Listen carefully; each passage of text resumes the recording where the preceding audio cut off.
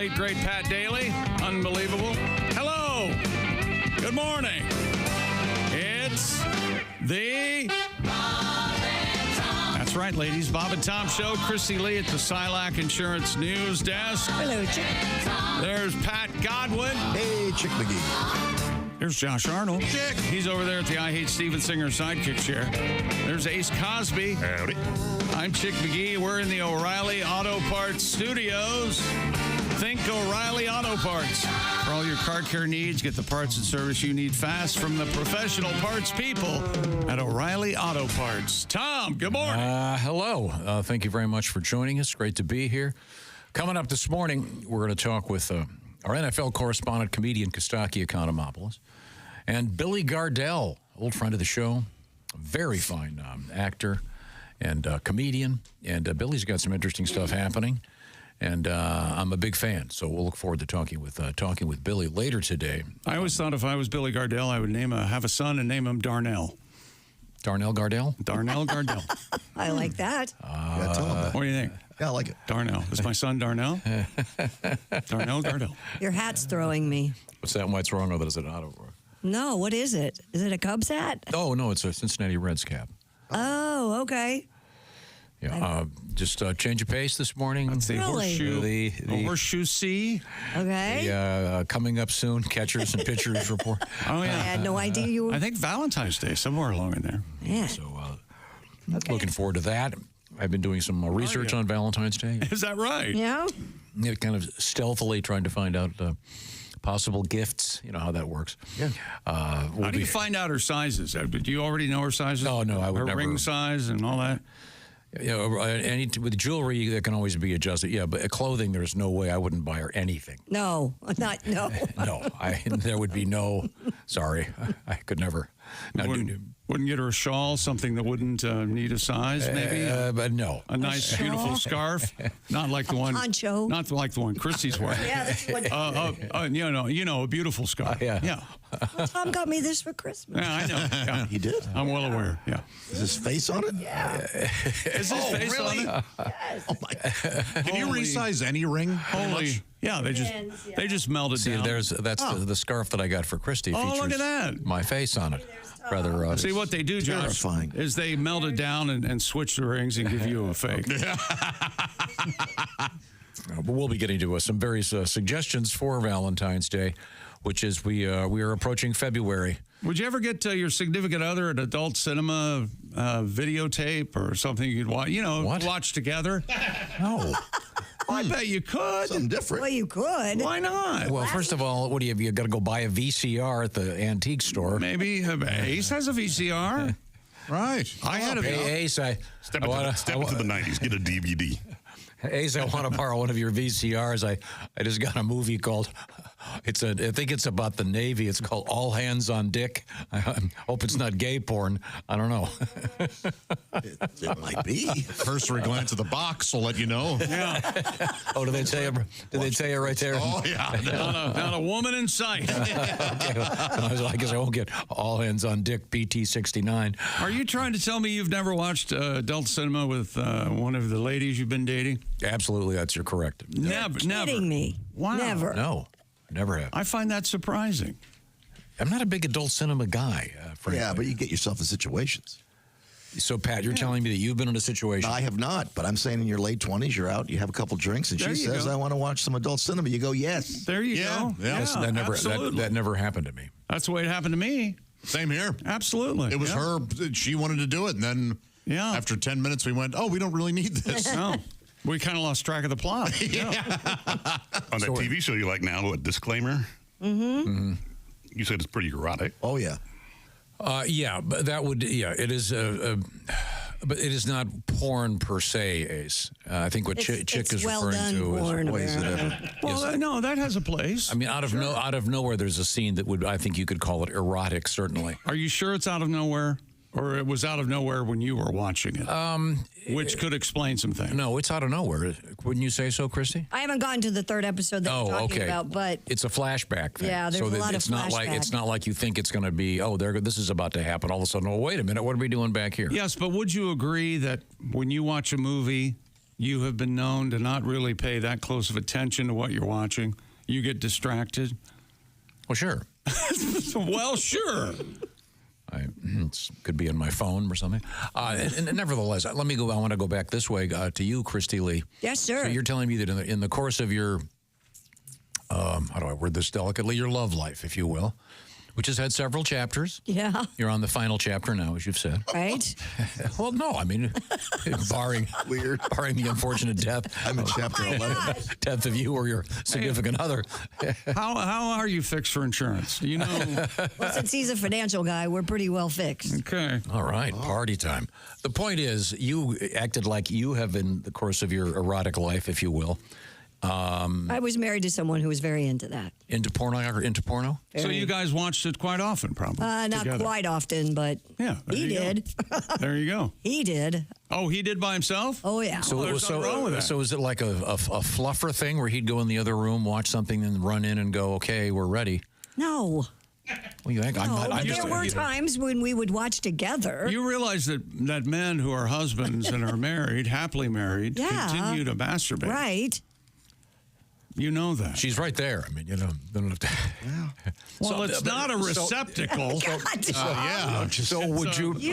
Would you prefer you to masturbate every now and again? Yes. It's not a washing machine. You can't just go dump a load in. No. So, Christy, you're telling You are so romantic. you're telling me that. So you had a TV in the bedroom then? Yes, we did.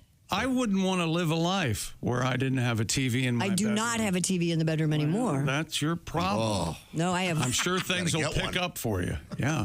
Nope. I'm thinking of putting one on tilted on each side of my bed, so when I when I turn around and lay my head, it looks. Oh, no. So I can see the TV from any way I'm laying in my bed. I Yeah. thought about it. Yeah, I haven't done it yet. I had to do that. Oh, I know. Oh, when yeah. you were. When I had that your eye surgery, I had to watch TV sideways for 7 No, I don't. days. We have one TV in our whole house. That's it. But Yes, when we're not donating to PBS. Well, reading books. Yes, books. We like to read Many books. so, but my point is, Christy, when Chick suggested that I rent a pornographic video For Valentine's Day. Have her dress up sexy and sashay into the bedroom. Yeah. Yeah, I mean, there's a place. You want for to it do what they're doing? You know. for some people. Yeah, try that. Do me like that, Tom. Just like that guy's doing her. Yeah. Yeah, I have a feeling that. Grab none- it. This is- Grab me. once again, it's a shame you bought the movie All Hands on Dick because there's no ladies in this one. Is that Ernest keep bringing Borgnine? that up. I wonder what he's in. Did you know there was a series of lesbian porns called Where the Boys Aren't? Oh, beautiful. That's great. So good. That's right in your sweet spot. Yeah. I love the movie Where the Boys Are. Where The boys are. Worst song in the history of the world, Where the Boys Are? Oh, no, there are much worse ones Yeah, than that. I don't know. I don't know how it's up there. It's on But the if top you are 25. gonna, It has that beginning, that really orchestral, It's terrible. awful beginning. if you are going to approach the porn thing, I would not do it on Valentine's Oh, it Day. does have the bad dun dun dun dun Yeah, yeah, dun dun dun dun dun. Yeah. Where the boys are. I don't- La, la, la. No, that's not my thing. That would not work out. No, I don't. Never know. That's not my thing, man. Pat, I think he I know. knows. Oh, you do know? Yeah, I've been with this woman for quite some time, and I've never done that. I have never ever in my life watched Never watched a porn by yourself. with. No, but your question was, would you ever watch it with a lady friend? You've never watched it with a lady friend? No, God no. God, no. You What do watched you it by think they- yourself, though. The answer's like a lawyer. Your question was. I mean, It depends on what is. You know, it's very popular. I didn't to do that. I didn't realize. Yes. It just seems to take all the romance. I think Ladies everyone in this room has done it except you. Ladies and gentlemen, the worst song in the history of the world. I'll go first. Okay. Is that Connie Francis? Yeah. I'm losing Yes. sight in my left eye. I like the piano though. Is that who that is? I like that kind of Dun dun dun dun dun dun. beach piano. With Is it Connie Francis? Yeah. Who does that? Okay. Well, we'll continue this topic or get to a better one coming up. We do have some exciting things in the news, including we have an interesting story about the lack of interest in sexuality of of young people in today's world. Oh, more porn talk then. Yeah. That's what's going on. That's what's going on. Exactly. We have Krispy Kreme donut news of sorts. Everybody shut up. And we have robot news. And I'll just give you part of the headline, The Penis of the Future. Dun, dun, dun, dun. About human male members. I just hope it makes this noise.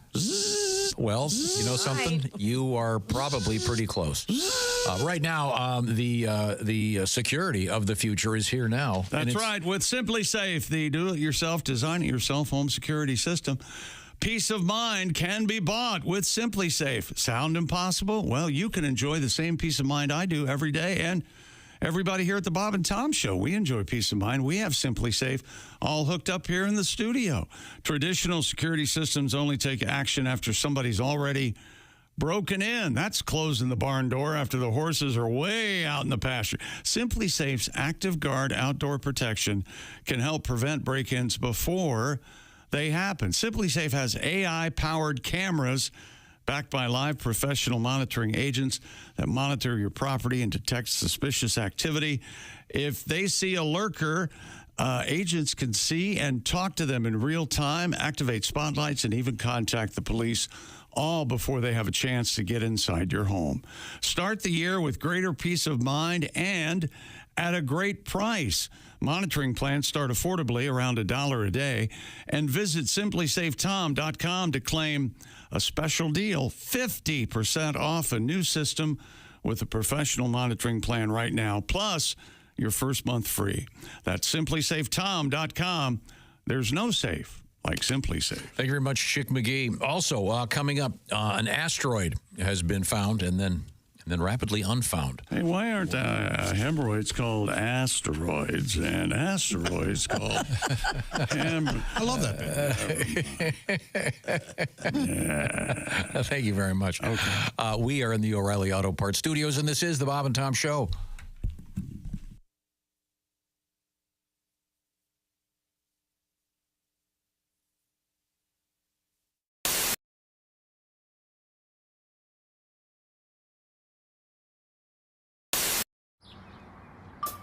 Is that Chick McGee? Why, it sure is. Chick McGee, who knows that an annuity from the folks at Silac Insurance Company means a retirement check in his mailbox every month. Chick works on perfecting his mailbox opening technique. Easy, Mr. McGee. Don't blow that elbow out. Chick isn't quite retired yet. He's just practicing for it. Because one day, Mailbox McGee will be taking his retirement the easy way. SILACINS.com. Silac Insurance Company. Now, we have a request. Christy, do you feel like doing a little something over there? Something like what? Well, we have a request for Christy does a thing she does on occasion on stage with Henry Phillips. Oh, I see what they you're are saying. going to be working together. Oh, I don't know. We were going to use that we as have the to do tease to get people to Wiley's on Saturday to No. see the big, Well, I mean, It'd be the big show. the big that'd be nice, but duet. there are a lot of people who can't make it to Didn't the we? show. Didn't we hear a new version of the? Wasn't it? Oh yeah. Did you guys ever? Yeah, play we did get that. Oh, cool. We played that. Yeah. Well, why don't we? Can you do the original? Do you know? That's the more politically correct Yeah. version. Mm-hmm. Have you ever guys tried this on the air here? Have we? Yeah, I think we have. I don't know. Gosh, Henry, it's been so long since I've seen you, and I just thought that would be great to kind of maybe sit here and talk about some things like the weather. Have you noticed how hot it's gotten? Oh my God, and the humidity. She's talking again. I have some friends that have shown really up bugging at me. the She's beach talking wearing the again. most ungodly It's outfits. so embarrassing. I look at my friend. I don't know what women are thinking. I think these she's days. psycho because she's But talking and say, talking if and you're gonna talking, have talking plastic and surgery, talking and that's great, talking. but at least make sure your surgeon gets your nipples in the right place, because I hate it when they skew left. God, what is that all about? You would think. She's talking again. my I need a God. cigarette. She's talking And then again. there's the other I girl wish who we worked never at the met. local She's midget the talking other day. again. Oh, God, the scars she She's had. like a TV set. You know, She's I talking didn't and know talking that and talking. liposuction would I'm do gonna that. go insane. That cellulite was something everybody I'm in has, so horrific why pain. would you even do that to yourself? And then I think she's on cocaine. Scars, your stomach looks like a battleground. Maybe I now. need It's some not because she's attractive. talking and talking Oh, my and God. talking and And I'll talking. tell you what, if she I wears that don't bathing care suit about one a more word time, I you am gonna say. have to- You I don't know. already already told that stupid story anyway. I'm gonna get a 38 and blow myself away because you're talking. Look at yourself in the mirror and go, this is as good as I am ever going to look. Oh, my God. And to go out in public like that? What is she thinking? I was at a black tie event She's the other night. talking again. Girl had It's on really this dress. bugging me. She's talking again. In a beautiful It's tuxedo. so embarrassing. I look at my friends. Unbelievably low I think cut she's dress. psycho because she's I talking couldn't and believe talking. it. Here we are trying to raise money for a charity and her breasts are hanging out. She's talking again. Oh my God, she's 55 years old. Come She's on, talking man. again. Press your age. What are you trying to prove? She's talking we all again. know that once you start drinking, you're going to hit on your husband's best friend, and that is not She's attractive. talking again. Yeah, right. See what you miss when you're gone for just a couple of months, hon? Wow. Christy Lee, along with Henry Phillips. I heard something about nipples the wrong way Yeah. Have and you ever breasts hanging seen out. that? Skewing the wrong way? Sometimes they put them back, they're not exactly Okay, thank you. lined up. Yeah, it kind of looked like Marty Feldman nipples. Is that what they call it in the textbooks? I for the think so. plastic surgeon? Okay, now Yep. Pat is going to remove her wig. Go ahead, Pat. Can you see it? We're taking a little video. Well, let Miss Pat put a hat on. Okay, go ahead. Oh, you yanked Okay. it right off. There Is that clipped on? Oh no, you've got like a yarmulke. Wait a minute. That's a skull cap to hold the wig on. Looks kind of like so a it don't yarmulke. fly off in the wig, Tom. See, we're already down to the skull on your head, so we don't give you a skull Miss cap. Pat is not going to place her wig on there my we head. go.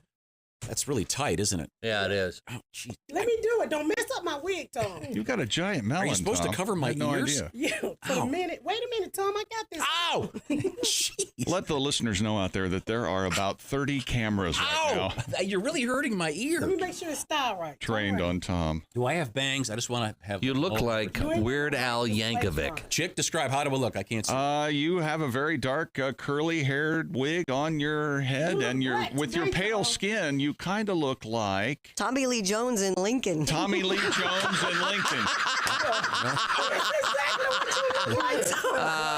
Not Denzel. No. Not Denzel in Flight. You're a little too light. You look like you remind me of Tommy Lee Just Jones because in you have Lincoln. dark hair does not make you a black man. Flippin' The 13th Amendment will. Didn't Tommy Lee Jones have the black wife? Oh, yes. You're giving a. Don't give That's away right. the movie. They done already won the Oscar. You sure do, Tom. You need a sister in your bedroom, Tom. Oh, yeah. I have to. That's what you need, I was Tom. hoping That. for Denzel, and I've got. No. You look like You don't look like you look like a Denzel. slave owner. Christy hit it on the nose. You do look like Tommy Lee Jones in Lincoln. Did you hear what she just said? No. He look like a slave owner. I look like a slave. Black card. That was for me today, Tom. Oh, yes. Look at that. Be very uncomfortable. Does it really? Yeah. As Well, far as I know, that. Never mind. We'll just move Holy forward. moly. Miss Pat could be your Sally Hemings. How about that? When you become a Bob and Tom VIP member, you get more and less. Wait, what? Which one is it? More or less? It's both. VIP members get more stuff to hear and less commercials to not hear. So Bob and Tom VIP is a good deal? Yeah. I'm Chick. Guest today, Costaki, with the NFL overview, looking ahead to the Super Bowl. And the one, the only Billy Gardell. We'll talk with him. All right. Looking forward Probably to got that. some fires in the, some irons in the fire there. He's did a little bit of touring and Whatever some they stand-up. say. We'll look forward to that. He's the star of one of my favorite sitcoms of all time, Mike and Molly. I always love that show.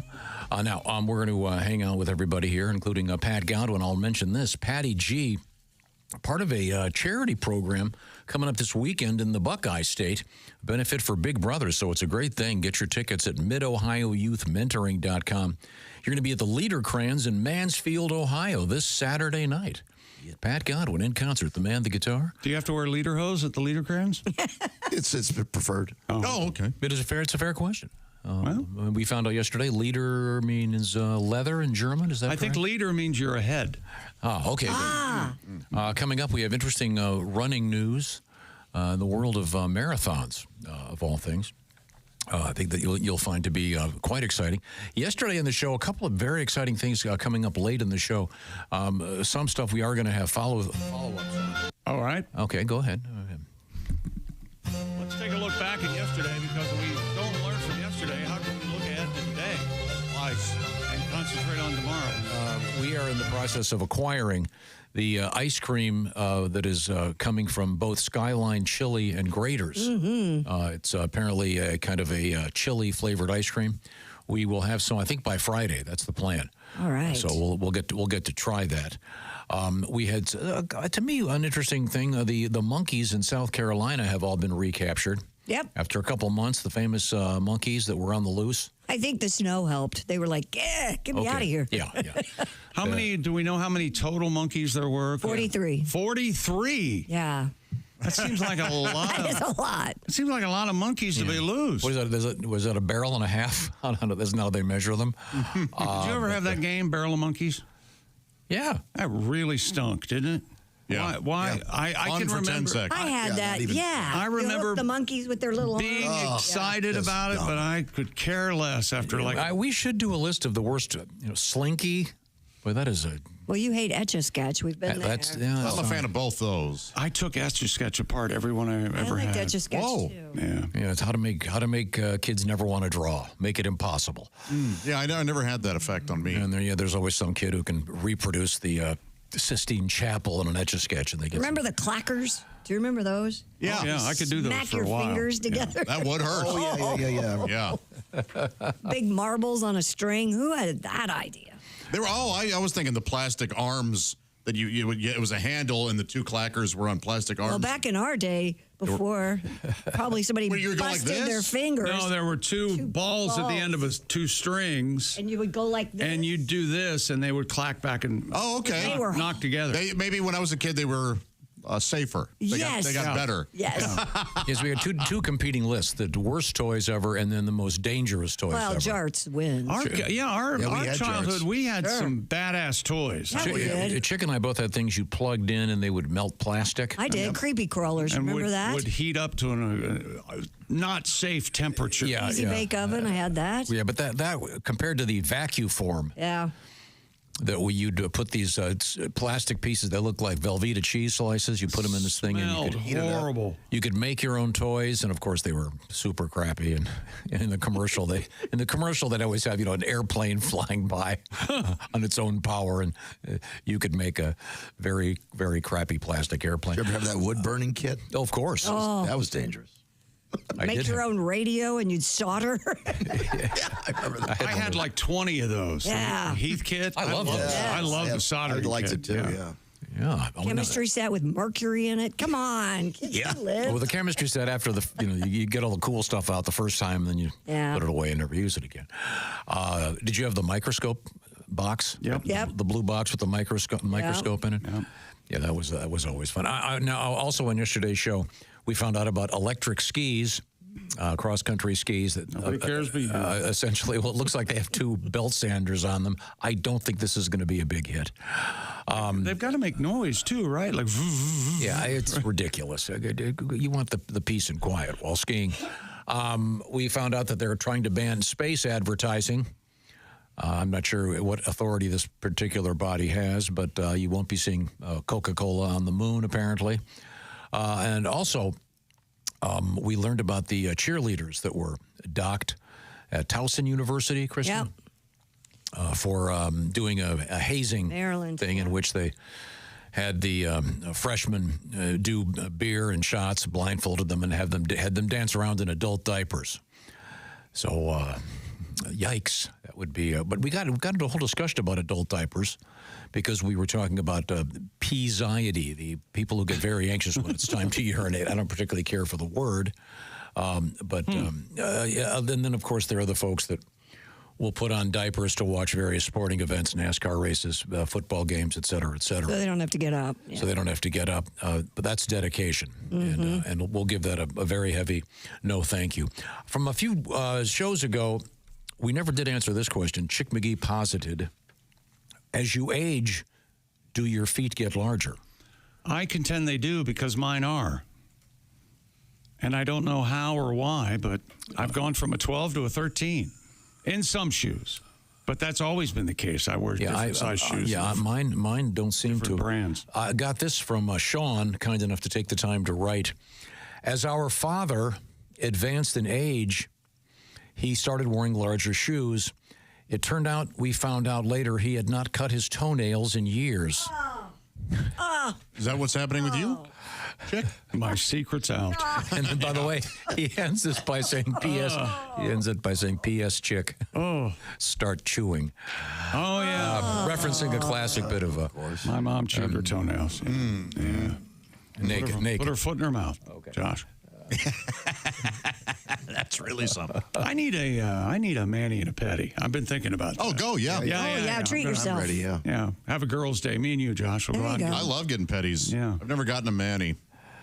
Really? Really. Oh. I don't know if I want to. My hands are chapped beyond belief. Well, then you need the paraffin wax treatment. Well, it's all where they dip your It's all that manual labor, chopping wood. Changing a carburetor, and I'm the same way. I got craziness. Lastly, we learned that two things kind of interest. Some legislator, apparently, we've solved all the world's problems, and this guy wants to force movie theaters to print the exact times that the movies are going to start. Yeah, it's you just add 20 minutes. Yeah, and also, am I the only person who loved the hell out of trailers? I love trailers. I love trailers. I look forward to watching them before the movie starts. And the more trailers, the better. Yeah. Not me. They're too loud. They're all the same. It's just all too loud. It got way too loud. Damn kids. I'll just get on my phone. A movie with special effects and stuff exploding. I can't wait. But yeah, I don't want to have to be the guy coming to the theater 20 minutes in, and then you've got to try to find your seat with the phone and your light because they've got reserved seats. No thanks. I kind of like sitting there in the theater, though. Don't you like that? I do too. Yeah. How did you? Going to the seats theater. have gotten much better. Yeah, how did you and your personality and the way you are? How did that respond to having assigned seats in theaters? Because obviously, as we all know, it wasn't always that way. You just go in and grab a seat. But now you have to find your seat. I would imagine that's quite the ordeal for you. I do like getting to movies early. I'm okay sitting there chatting, sitting through the previews, eating popcorn, yeah. Popcorn's gone before the movie starts? You're not supposed to chat during the previews. Something's on the screen, you be quiet. No, I usually want to look at stuff and I go through my email while the previews are on. In any event, be looking for that legislation now that we've solved that problem. And lastly, some poor idiot had his male member stuck to a sidewalk during a bar fight. Wasn't it because it was a cold sidewalk, right? Yeah, it was a frozen sidewalk, and it doesn't make it clear why this guy left the East Village Pub and Eatery and took his trousers off and then got into a fight. But the first responders had to detach his male member from the icy sidewalk. I don't know how you do that, short of warm water or rip it off. Or urine. Mm-hmm. Oh, yeah. Handy. And it's right there. Better than room temperature. That's pretty much what we learned on yesterday's program. And we now turn to the world of sports with Chick McGee. What's going on over there? Well, we had an amazing day yesterday in the National Football League. We had all of these coaches introduced yesterday. Liam Cohen of the Jaguars, Aaron Glenn of the Jets, Pete Carroll of the Raiders, and Brian Schottenheimer of the Cowboys. And as you might guess, the Dallas Cowboys, when they introduced Brian Schottenheimer, it quickly became about Jerry Jones. And here is the owner of the Cowboys, Jerry Jones, talking about being coach of the Cowboys. Now, I get my proverbial ass kicked over needing people in my comfort zone. Without this thing being about me in any way, if you don't think I can't operate out of my comfort zone, you're so wrong. It's unbelievable. This is as big a risk as you could take. As big a risk as you could take. No head coaching experience. And Brian Schottenheimer, no coaching experience, was sitting right there. So hiring from within your organization is a big risk? It's a big, huge risk. Okay. Yeah. All right. Yeah. So there you He's go. obviously being accused of good old not taking a risk. Okay. Good old Jerry. Aaron Glenn, he said he wanted to go home to the Jets. He was drafted by the New York Jets. He played there for a couple of years.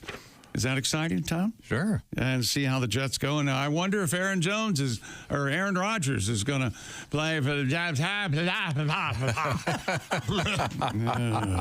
Have you made your Super Bowl pick? I have not. Have you made it in your head?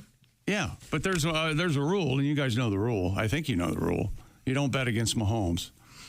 So that's what I'm doing. There's the pick. And the spread is? 2.5, 2.5. Okay. Who's getting Eagles are getting 2.5. Yeah. Chiefs are the favorite. Okay, we'll see. As they go for the third one in a row. They're saying no one's ever done that. Get used to that talk. And Patrick Mahomes and the Chiefs, feat that had never been done before, getting back to the NFL championship game following back-to-back Super Bowl wins. Some of the teams that have done back-to-back didn't even make the playoffs the next year. Isn't that weird? Not the Chiefs, though. This has not been accomplished, it says here, in the NFL, NBA, NHL, and Major League Baseball in more than 20 years. The most recent team in those four leagues to win 3 straight or a three-peat. All right. Why does that irritate you? It's just so hack. And it's constant. The Lakers with Shaq and Kobe, the 2000, 2001, and 2002. I've been asked to get an update here. Okay. From Josh. It was announced yesterday that Josh is auditioning his cat. Oh, yeah. That's right. Gravy to become a cat model. Any updates? No. Okay, just checking in. I think we should absolutely put all of our efforts in motion and try to have this at least a cat calendar featuring Gravy. That's a great idea. Why don't we do a pet calendar for all? I mean, like every month a different one of our pets. Oh, that's a good idea. Well, get a good shot of Gravy for us. We'll kick that off, Josh. No. No. How about if she's in a bikini and a hat? Oh, yeah. No. Something bothering you this morning? No. Okay. Then you're not going to play? All right. There's nothing to play along. No. Didn't you bring that up? I didn't. And who brought up the cat model? The Parina Chow, right? See, the way it's sold now, this is the problem. Something happens the day before, and then the next day it's bastardized, and I get emails all day long going, I heard your cat is auditioning for a commercial. That's not the story. It's not what happened.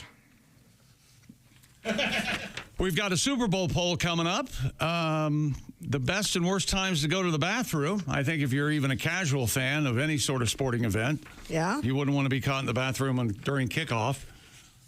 But we'll have some guidelines to watching the Super Bowl when we come back to that. Where did you? Christy gave me this poll. From Tom. Yeah, I thought it did come from you. Yeah, it was part of a story we did yesterday on P-Anxiety or whatever, but that was the back half. We never got to it, and I figured it was more sports related. Half of the people who participated in the survey don't take any chances when they go to the bathroom. They take their phone into the bathroom and watch it on their phone, just in case. Seems like a pretty high number. Do you have How about that? TV in your bathroom? I don't have a TV in my bathroom. But you'll have a game playing on your phone. Hardly ever. That seems hardly ever. I wouldn't even know how to do that. I have a bigger iPad than I'm with Tom. That seems high. I'll watch half the people. Yeah. Well, the first couple of weekends, it's I'll have the Red Zone on my iPad and then watch the main game on the big TV. And now, that makes sense. Can you carry that and pee at the same time? The iPad, or do you have a shelf in there where you can put it up and then grab things with two hands and steer properly? I can hold it. I know. Okay. I remember what's where, so I can. No. Yesterday I was accused of having an aiming issue. Oh. I bet you're the one that probably pisses on the floor here. No, because you make the loudest noise about it. One of my little girls walked out. Daddy, there's the floor.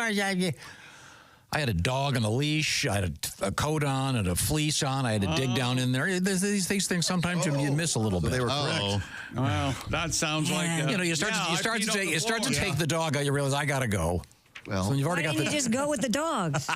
So when you say, my neighbors might have enjoyed that. When you say take the dog out, you don't mean your penis. No, I was referring to taking. Never mind. if you went with your dogs, that'd be pretty fun. That would be fun. Well, you used to do that. Yeah, the arrest would be 3:30 crapping at someone's. So your new house, you can't do that like you did at the old house? That's correct. We'll have some Super Bowl tips for you, what you should eat and all that hack feature. What's the most popular food during the Super Bowl? I'm guessing Petaphors. What are those? Aren't those triangle sand? I thought it was a clothing. I think it's a ship, the HMS Petaphor. That is a pinafore. No, there are Petaphors and camisoles. Like cucumber sandwich. I am captain of the Pinafore. Were you ever in that play, Josh? No. Is that Pirates of Penzance? Yes. HMS Pinafore. Great stuff. Right now, the Bob and Tom Show is sponsored by BetterHelp. Yes. We're going through January. So far, so good. It's almost over. We made it. You want to make 2025 a great year? Well, maybe a little therapy would be helpful. And what BetterHelp is about is accessing therapy in a much more elegant way, I guess you could say. Because the therapy is done online. You'll take a questionnaire, fill it out, and be hooked up with one of some 30,000 credentialed therapists with a wide range of specialties. So a therapist can be found for the sphere you'd like to be talking about. And then, by the way, I should point this out, you can switch therapists anytime, no additional fees involved for that. And work on some positive coping skills with a therapist. And the idea here is that the therapy itself is done online, so it's a lot simpler. You don't have to go across town. You don't have to drive someplace. You don't have to sit in an office. You do it at the convenience of your convenience. Does that make sense? In other words, you can do it anywhere, and you set a time and you go. So you could be in the office. You could be sitting in your car in the parking lot, whatever works for you and your privacy, the way you want to do it. BetterHelp is the way you access it by going to betterhelp.com/BT Show. The /BT Show part will knock 10% off your first month. So find out what I'm talking about by visiting BetterHelp, H-E-L-P, betterhelp.com/BT Show. Therapy can be a very good thing. If you've been thinking about it, give it a shot.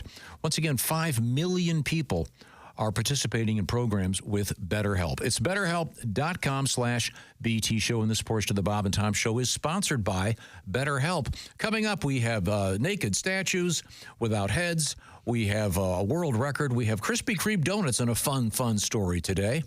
And robots in the news, a cool surfing story. And Puxatawny Phil, already in the news. Yeah. You won't believe why. We are in the O'Reilly Auto Parts studios, and this is the Bob and Tom Show.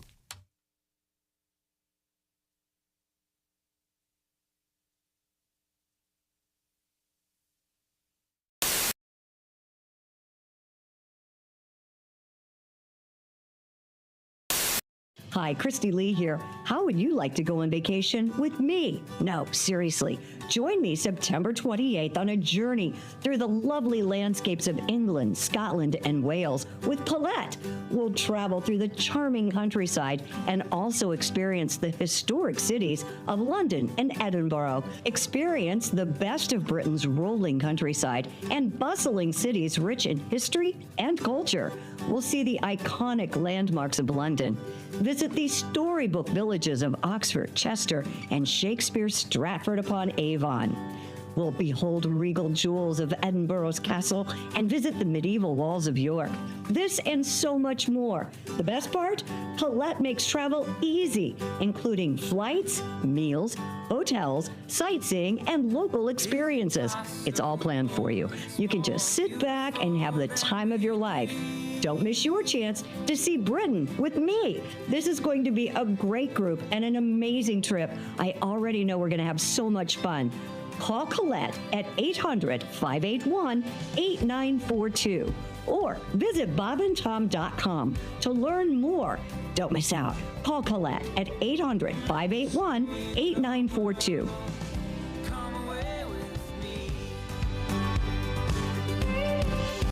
Any bugs come out, it's not my fault. I know. I'm just going to cover just the edge of your nostril. Breathe through your mouth. That's freaking out. A little bit. I thought you said you were a mouth breather. I am. I did not expect to be attacked, though. I didn't expect what just happened right there. I'll be honest, that freaked me out. I don't know how the wax stays on the stick when she yanks it out. The sticks just how long does the wax take to dry? Just a couple minutes. It's not long, yeah. So Pat has a stick sticking out of his nose. Mm-hmm. Oh, boy. And the wax is coating the hairs in his nose. But now you notice his hands were in fists, his legs are crossed, he's all tensed up. You gotta relax, paper towel, though. Yeah, Relax. you gotta relax. It's okay. Gotta relax. I have a stick sticking out of my face. That is pretty funny. I have to admit. Now the wax is drying, and You want to make sure this is really good and dry. Oh, I would hope. Yeah. Sure. And I want people to know, I'm a firm believer that you need hair in your ears and your nostrils, but we're just getting just the stuff that's sort of visible, yeah. So like that gross guy at the store at the clerk. Yeah, where with it's hanging nose out. hairs hanging out. That guy. Yeah, the guy who's making your sandwich. Yeah. Yeah, you don't want the nose hairs. I kind of feel like I'm drowning. Drowning? Can't Being breathe out. waterboarded kind of thing? You can't breathe out your nostril. You're fine. Don't breathe out of my nostril. No, you don't want to suck it up into your nostril. No, then we got a problem. Yeah, then we have a major problem. It's a whole The different NFL will ban us from all broadcasts. And, yeah. The story that. Oh! We did it! We did it! I didn't know we were doing it. I did not know she attacked it. She set me up there. Oh boy! That's the key. But you have to see this. Can you see those hairs? Holy moly! Look at where'd that thing come from? That's wax. That was in your nostril. That was from my mustache. No, it wasn't. How much hair is it? Let me see. Oh, is it bleeding? No, it looks great. How much hair is it? If anybody ever checks out the inside of my nose. Oh, man. Oh, man. Wow. Better? Do you guys understand? She was setting it up, like patting it down, like checking on me, and then all of a sudden, one pat down, wham, stick out. That's the key. That way you're not messed up. I'm not going to fall for it next time. Oh, boy. Okay. Well. Brian Johnson, first, the lead singer of AC/DC. For those of you who never heard him, he's like a pirate. Yeah. We're going to have a good time tonight, right? Hey, matey, we're going to roast up Sean and give him a nice concert for a good hour and a half. And he can like it. Yeah. He goes. He sounds like. He comes and he goes, Jimmy, me son, I'm somewhere in Europe, and someone said that there's a guy named Jimmy Brewer doing Hokey Pokey. Goes, I challenge you to come up on stage with me at the show I'm doing. Oh, my God. Yeah, sounds amazing. Right? Sounds amazing. Right. We're at a club, and he's doing a benefit, and so some of the guys from AC/DC and Deep Purple and all this jazz. And Brian Johnson goes up on stage, and we rehearse for about an hour. He's like, okay, I'm going to go out, and I'm going to bring you out. And like, are they going to like this? Oh, they're going to love it. They're going to love it. They're going to love it. Uh-huh. I said, okay. All right. Well, when do I know to go? The guy will come, and he come and get you, and you'll be on the side of the stage. He come and get you. All right. So I'm on the side of the stage, and I get engulfed in the show. Uh-huh. Lights go down. The first song. Oh, yeah. Oh, wow. They're playing Shoot the Thrill. The plate, the floor is rocking. Next song. Back in black. Chicks are now climbing men's shoulders. I want a better view. Third song, it's silent for like an hour, for about 3 minutes, and then the bongs of the bell. Bong, bong, they're playing house bells. Place is ready to riot. And the guy comes and gets me, and he's like, all right, kid, get on the side of the stage. Hokey pokey right after hell's bells. All right. I said, no. He's like, yeah, no, they're going to love it. They're going to love it. So I'm literally watching them like, Satan coming to you. Hell's bells. Like, there's no way that puts your left foot in, your left foot out is gonna go up. Oh, my God.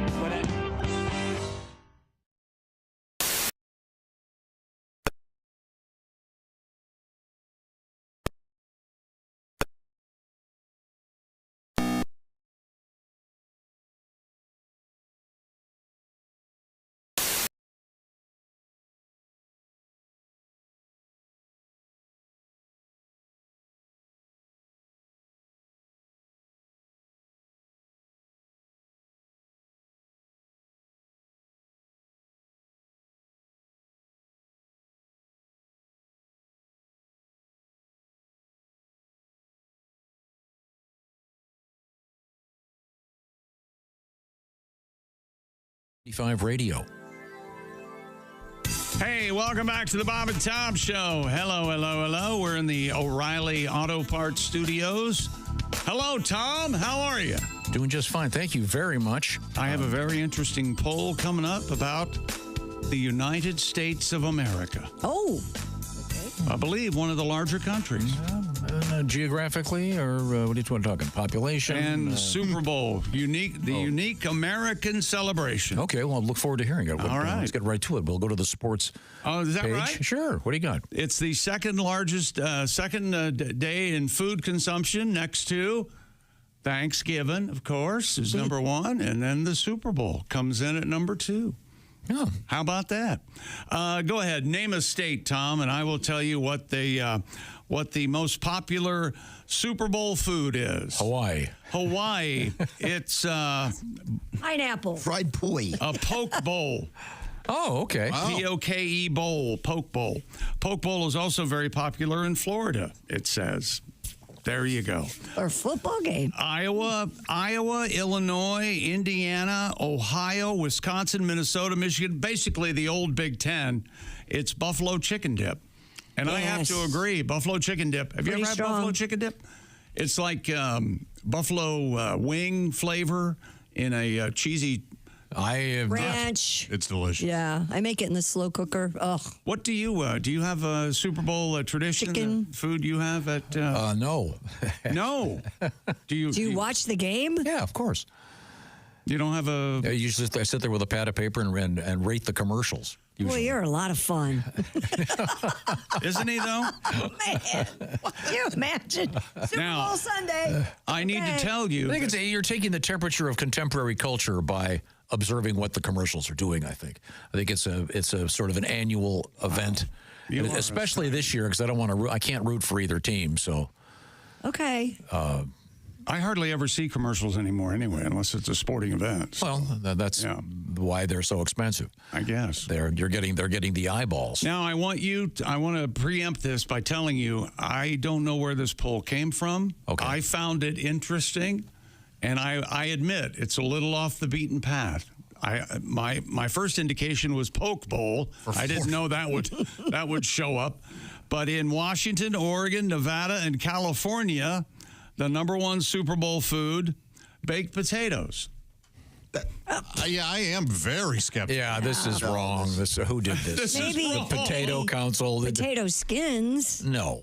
In Texas, it's hot dogs. Texas and Arizona, both hot. It's not barbecue? Hot dogs? No hot dogs. Oh, in Oklahoma, Arkansas, and Mississippi, fried green tomatoes. BS. No what do way. You mean? What's the big deal? These are not. How did they, to represent each state, they called 3 people? Well, that's, Hey, Martha, what are we doing for a Super Bowl? In the case of Rhode Green Island, tomatoes? that's probably all they would have to, yeah.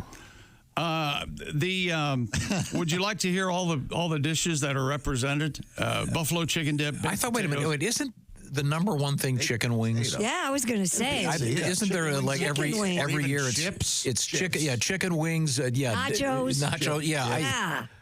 The most popular Super Bowl foods by state mapped. There it is. Yeah, I mean, it's hard to. Do we have a source on this?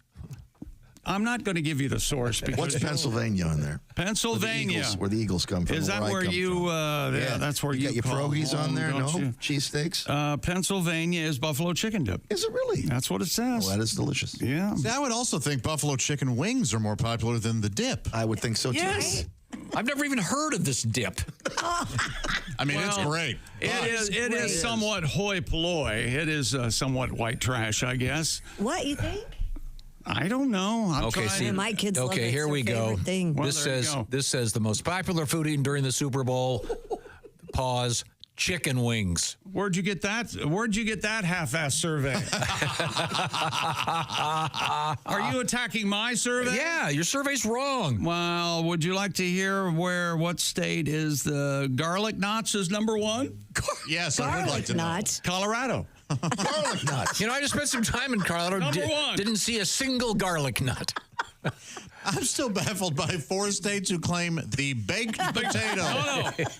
What are those baked potatoes done? Washington, Oregon, Nevada, California, Montana. Of course, also yes. 5 states. Baked potatoes. Oh, yeah. You know, those Hollywood people skew it because there's nothing that they're always eating baked potatoes. It's almost kickoff. Are those baked potatoes ready? Number one in the district. In a minute, son. Deviled eggs are number one in the district. Now, see, wait a minute. Now we're talking. Yes, but I don't buy buy it. Deviled eggs, that's number one for me. There's no, it doesn't beat chips or chicken wings. Okay, here we go. Now, I have it from Restaurant Ware, an actual reliable source. Restaurant Ware? Yeah. What the hell is that? It's for food people. Now, here we go. I'll talk to you, Christy, because you seem to be reasonable. What % of people do you think get takeout food on Super Bowl Sunday? 100%. 70%. No, 1 in 7. Yeah, I was going to say way low. Yeah. Oh man, our local tavern, they have big signs up about ordering chicken wings. Oh, well, when you that can place. pick 'em up. But most people don't. Yeah, 1 in 7 get them to go. Now, this Buffalo is chicken interesting. dip at that tavern? The number one, this is obvious. The number one takeout thing on Super Bowl Sunday is pizza. Pizza. Yeah. Nope, it's baked potatoes. Oh yeah, McAllister's is both solid. Maybe I should have said loaded baked potato. Maybe, does that you change should have said a baked potato pizza with ranch, whatever that sauce was. I'm just telling you.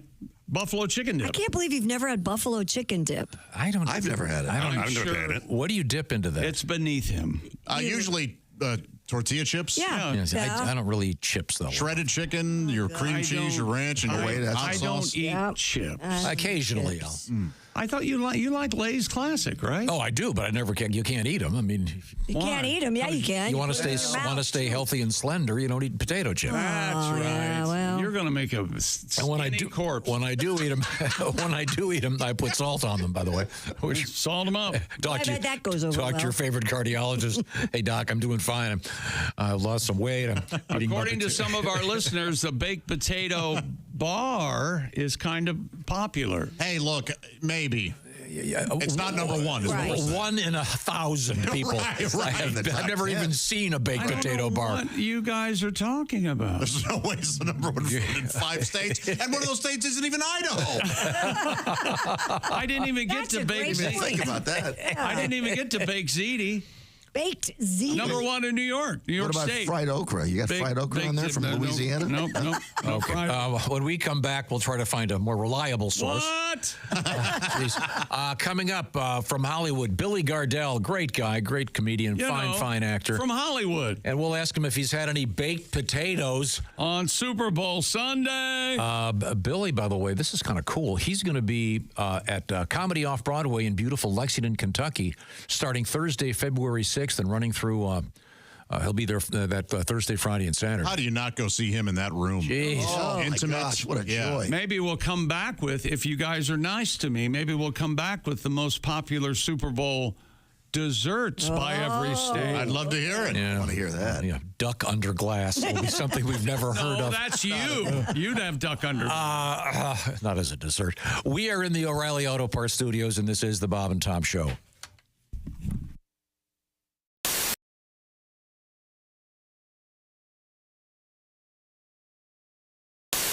This is I'm going to take this out, and I'm going to let any of you decide if you want to.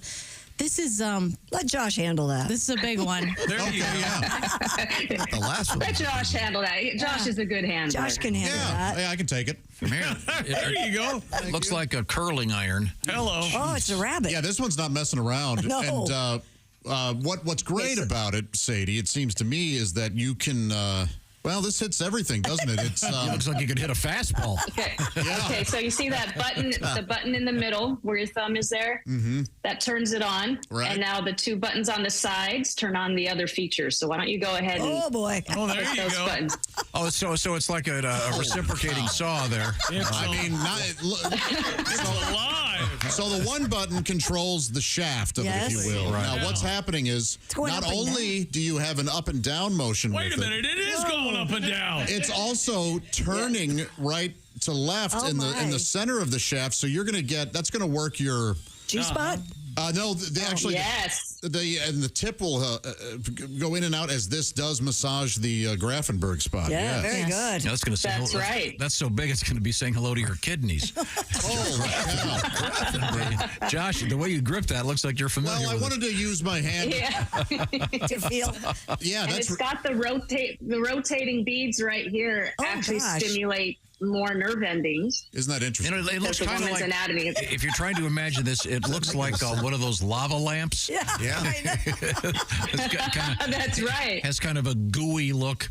A gooey look. Yeah. Now, does the Grafenberg spot, does that have anything to do with the Grafenberg Zeppelin? Is that anything at all? Is it the same guy? Or? I think the first woman that put that in said, "Oh, the humanity." Oh, okay. Now it doesn't end there. You see this butterfly-looking thing? It looks like a cobra. What is the two little prongs there? Well, these would stimulate the pleasure button of the woman, while the wings of the butterfly sort of stimulate the labia. The vulva. Yeah. Yes, the labia, the vulva. That's right. Josh, you are so good. Or Alexis. I mean, this really... Vulva, Alexis. This really works everything. I mean...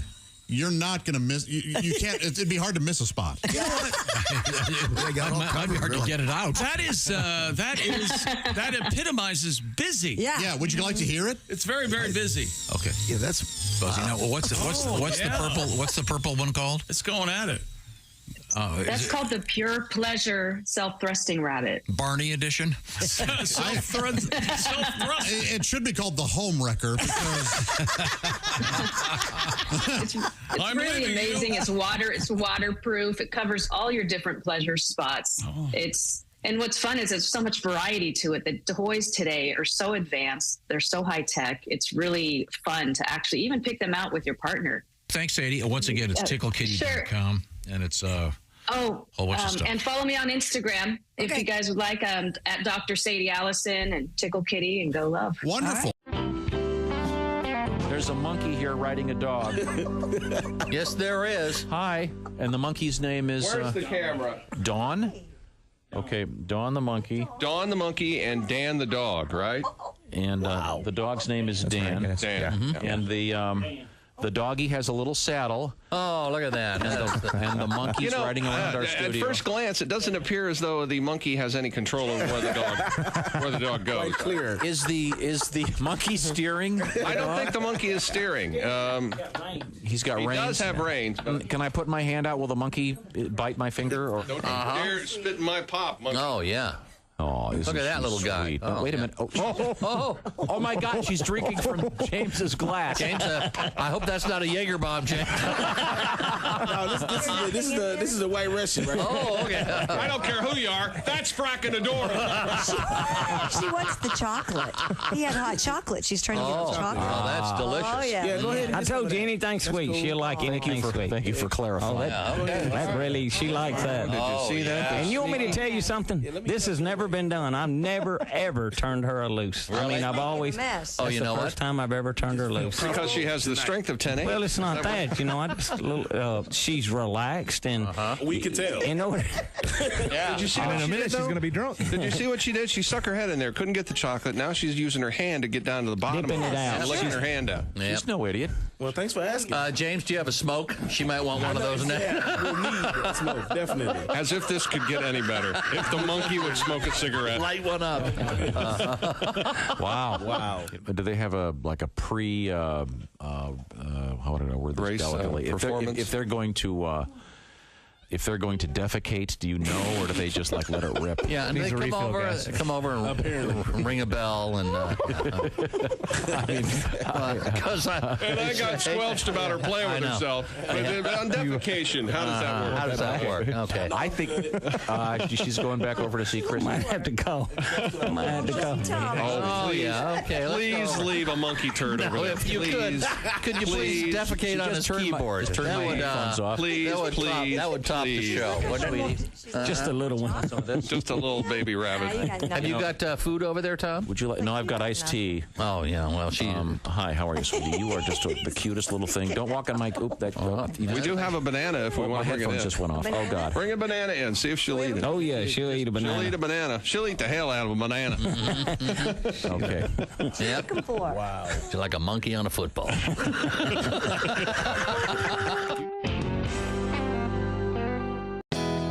Yeah, it's Tom from the Bob and Tom Show. Thanks for watching this morning's show. To listen, just go to bobandtom.com. Check out the list for a station near you, or stream the online radio station on our website and the Bob and Tom app. The Bob and Tom Show, on air, on app, and on demand.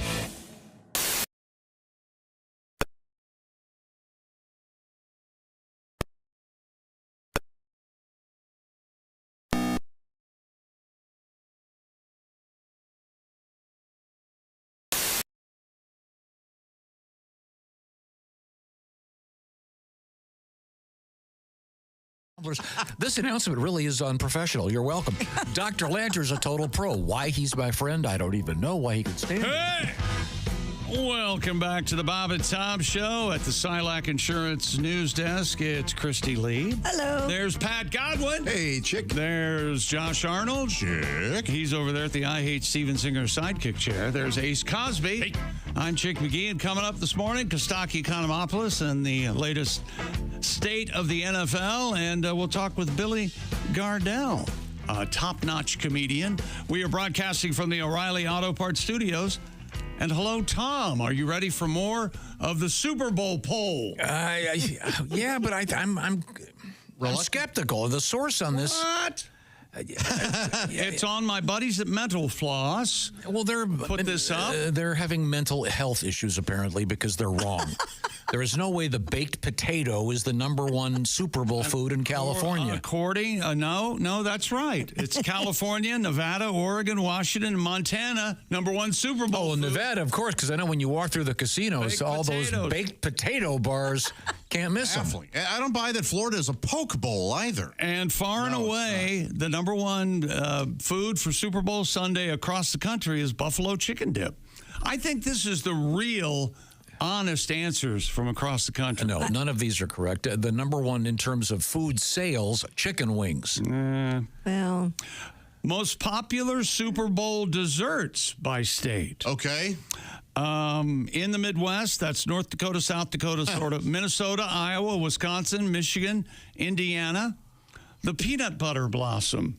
what the hell is that? Never even heard of it. No, that's a peanut butter cookie with a Hershey Kiss in the middle of it. That has never been served. You guys seen this? Oh, I've seen those. I didn't know Never what they at a were Super Bowl called. party have I seen those. Yeah. No, you can't walk into an NFL stadium, Josh, without going, oh, where's the, what were they called? Peanut butter blossom. Where's the peanut butter blossom bar? I'm like getting punched in the face. And Pennsylvania, Hey, you fairy. peanut butter blossom. No. Pat, let's see. Ohio, the #1 dessert, Buckeyes. Of course. Completely false. Yep. Washington, Oregon, and Montana, and Maine, actually. The #1 dessert, banana bread. Oh. Never at a Super Bowl party. Have I seen Never? banana bread. Never? It's delicious, but Yeah, these are fine foods. I end up making banana bread every week because our bananas go bad every week. California and California, Nevada, Arizona, New Mexico, Texas, Oklahoma, Kansas, Alabama, South Carolina, Florida, strawberry shortcake. Again. No one does One's that. asking for strawberry shortcake. Strawberries are in season. In fact, okay, this survey West says Virginia, pineapple upside down. No. I believe that, actually. no. This survey says, it literally says, #1, chicken wings, comma, obviously. No, you're talking food now. Do you have desserts? No, because no. Oh, God. I'm trying to think of how often I even see desserts at a Super Bowl party. you don't. Like a chocolate fountain if it's a really cool Super Bowl party, I would think. Now, what would be the least eaten thing at a Super Bowl party to me would be the veggie tray. Yeah. That, Oh, come on. Oh, it's not the hostess? Yeah, I was going to say grandma.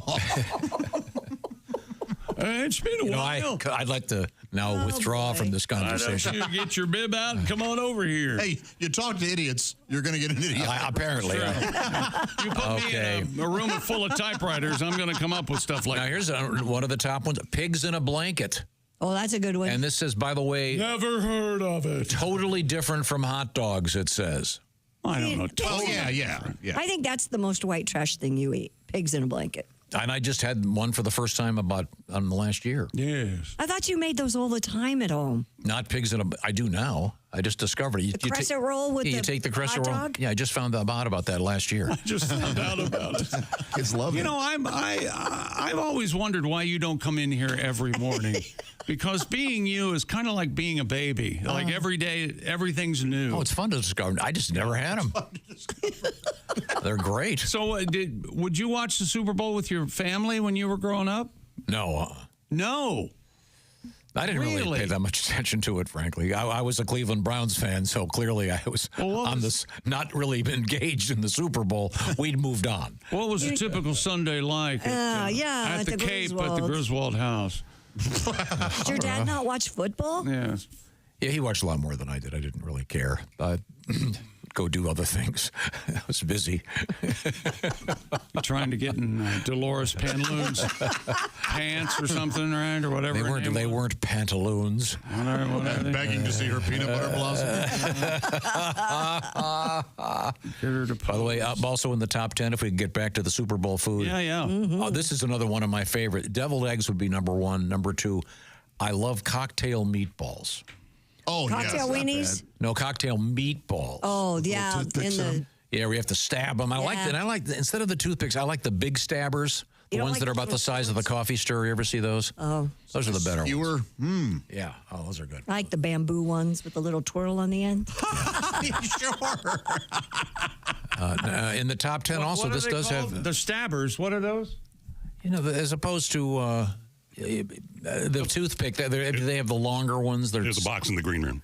Yeah, they're not those are a lot handier. Now here's something everyone likes that I hate: Chex Mix. Ugh, Love it. can't stand it. Love it. But I like to make my own. Yeah, I like the real. No. Yeah, the stuff in the bag I feel is that all way. salty. Keep them separated. Whatever. I like no mixing of the checks. I like apartheid for my Chex. I like the pretzels don't here. say apartheid. Apartheid. Get to apartheid. Please. Keep them separated. I don't like the Chex mixed with the pretzels and the and the things and the nuts. No. Because Mike Vrabel's the head coach. Now on this list, the so-called buffalo chicken dip number 11. So-called. No, it's number one. I've never encountered. I think if you had it, you would love it. It looks delightful. I'm just saying. Cream cheese, shredded chicken. It's crazy buffalo good. sauce. Yeah. Then the more I use alarming, blue cheese in mine. the crazier the orange color, the yes. the more delicious it is. Cook it all day. Now that I'm on this website, there is an ad for something I do want to try that I have never heard of. Did you know that Lay's makes a Southern biscuits and gravy potato chip? Oh, yeah, sure. Oh, my God. Absolutely. I've never seen these. That sounds absolutely delicious. Lay's, Yeah, once a year, Lay's loses their minds and has 4 flavors that are insane. And then sometimes they stick around. Lay's, yeah, they are kind of like Oreo. They have all kinds of flavors now. How about this? There are Mountain Dew Doritos. I did not know about that. Really? Mac and cheese Lay's potato chips. Sure, yeah. Wow. I just want a potato chip when I have a potato chip. Same here. Yeah. Oh, yes. Well, this is quite fancy, some of the stuff that's out there. Pringles white chocolate peppermint. Man, am I out on that. Oof. White chocolate peppermint. No, I don't like peppermints for toothpaste. Pringles.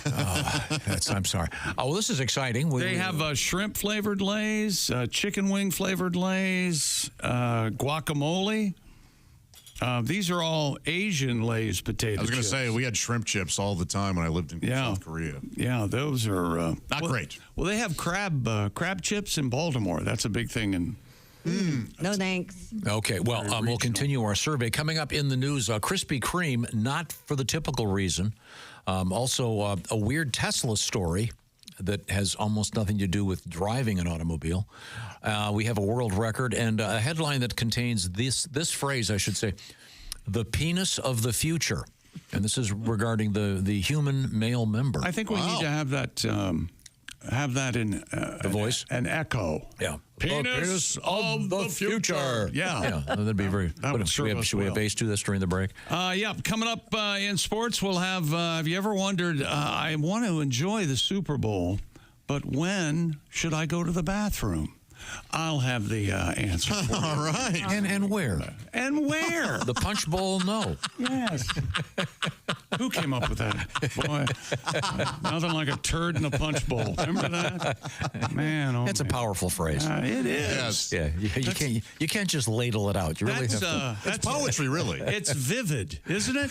Yes.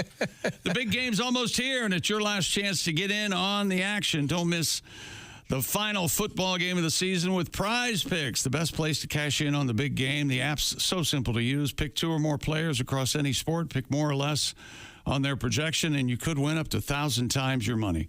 Join Prize Picks, America's #1 daily fantasy sports app, available to play in more than 40 states, including California and Texas. Join now because Prize Picks giving away free pick for the big game.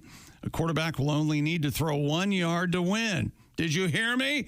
Go to prizepicks.com or just download the Prize Picks app today and use code TOM and get $50 in bonus promo funds instantly when you play $5. That's code TOM on Prize Picks. Get $50 in bonus promo funds instantly when you play $5. Win or lose, you'll get $50 in credits for just playing, guaranteed. Prize Picks, run your game. Must be present in certain states. Visit prizepicks.com for restrictions and details. Thank you very much, Chick McGee. Once again, coming up also elephants in the room, in this case, the courtroom. And also we have a cow on the loose in a place where you don't want it, trust me. And coming up, comedian Billy Gardell and Costaki Economopoulos. We're in the O'Reilly Auto Parts studios, and this is the Bob and Tom Show.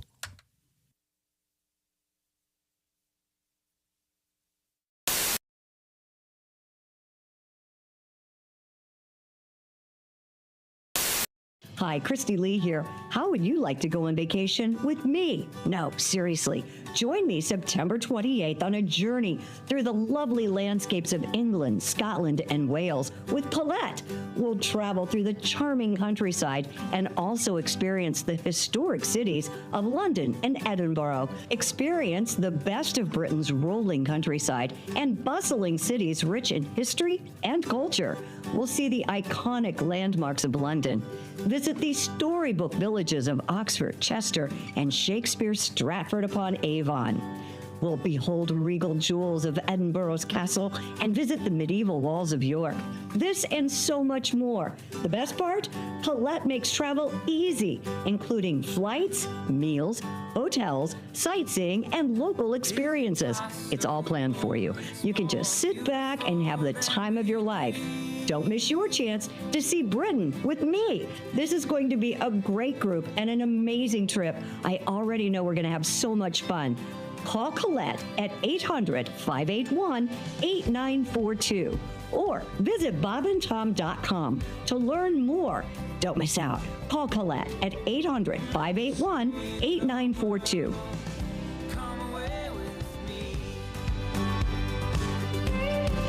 It turns and sways. Okay. Well, thanks for the call. Have a great day today. We're going to move And I've got one more thing. May I say one more thing? I've been waiting 20-some years for this. Is everybody listening? Yeah, we're listening. Uh-huh. Okay. Chick, go back 20-some years, 1998, Fort Wayne, Indiana, all weekend with me. What? There we go. Yes. Finally. I have, okay, whatever you say. Okay, remember, and listen to this. You went by your real name when you checked in, and you invited me for the weekend. Now, wait. Oh, God. I'm going to get shot for this. And you ordered grapes and Miller Lite beer. Yeah, that sounds like me, all right. That's right. Yep, that's me, okay. Okay, Deborah, we got to go here. Christy, give me the teaser.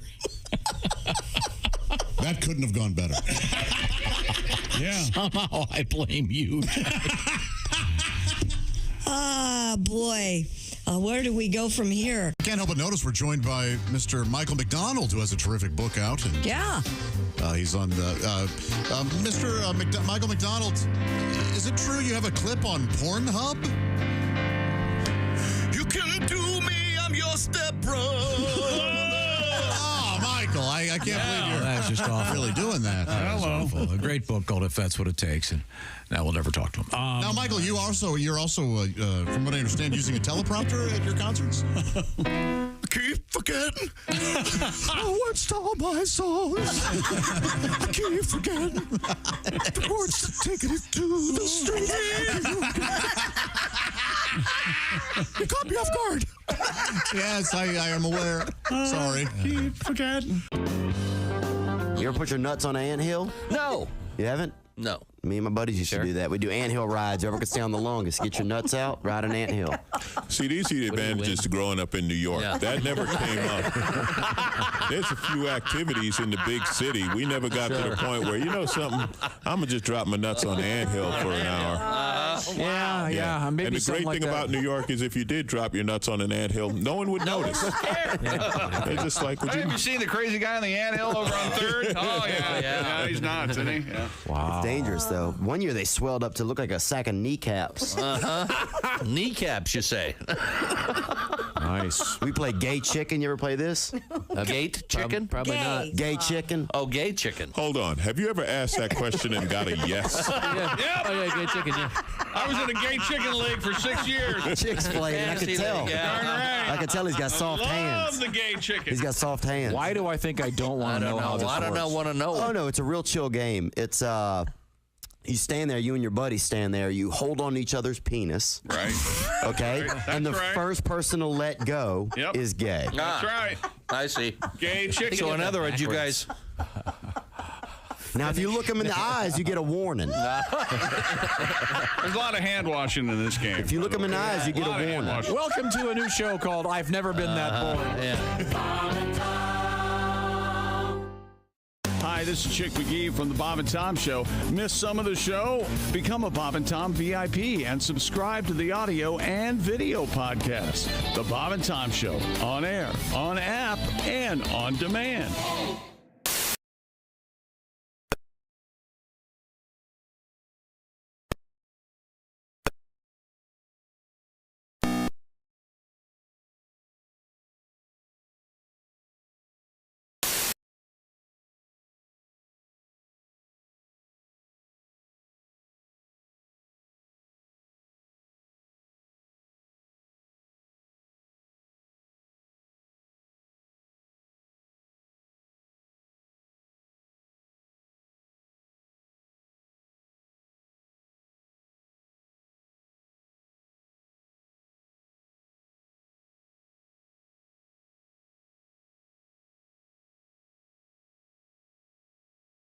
Pat Godwin, Christy Lee at the news desk, the Silac Insurance news desk. I'm Chick McGee. We're in the O'Reilly Auto Parts studios in the Cincinnati Reds hat.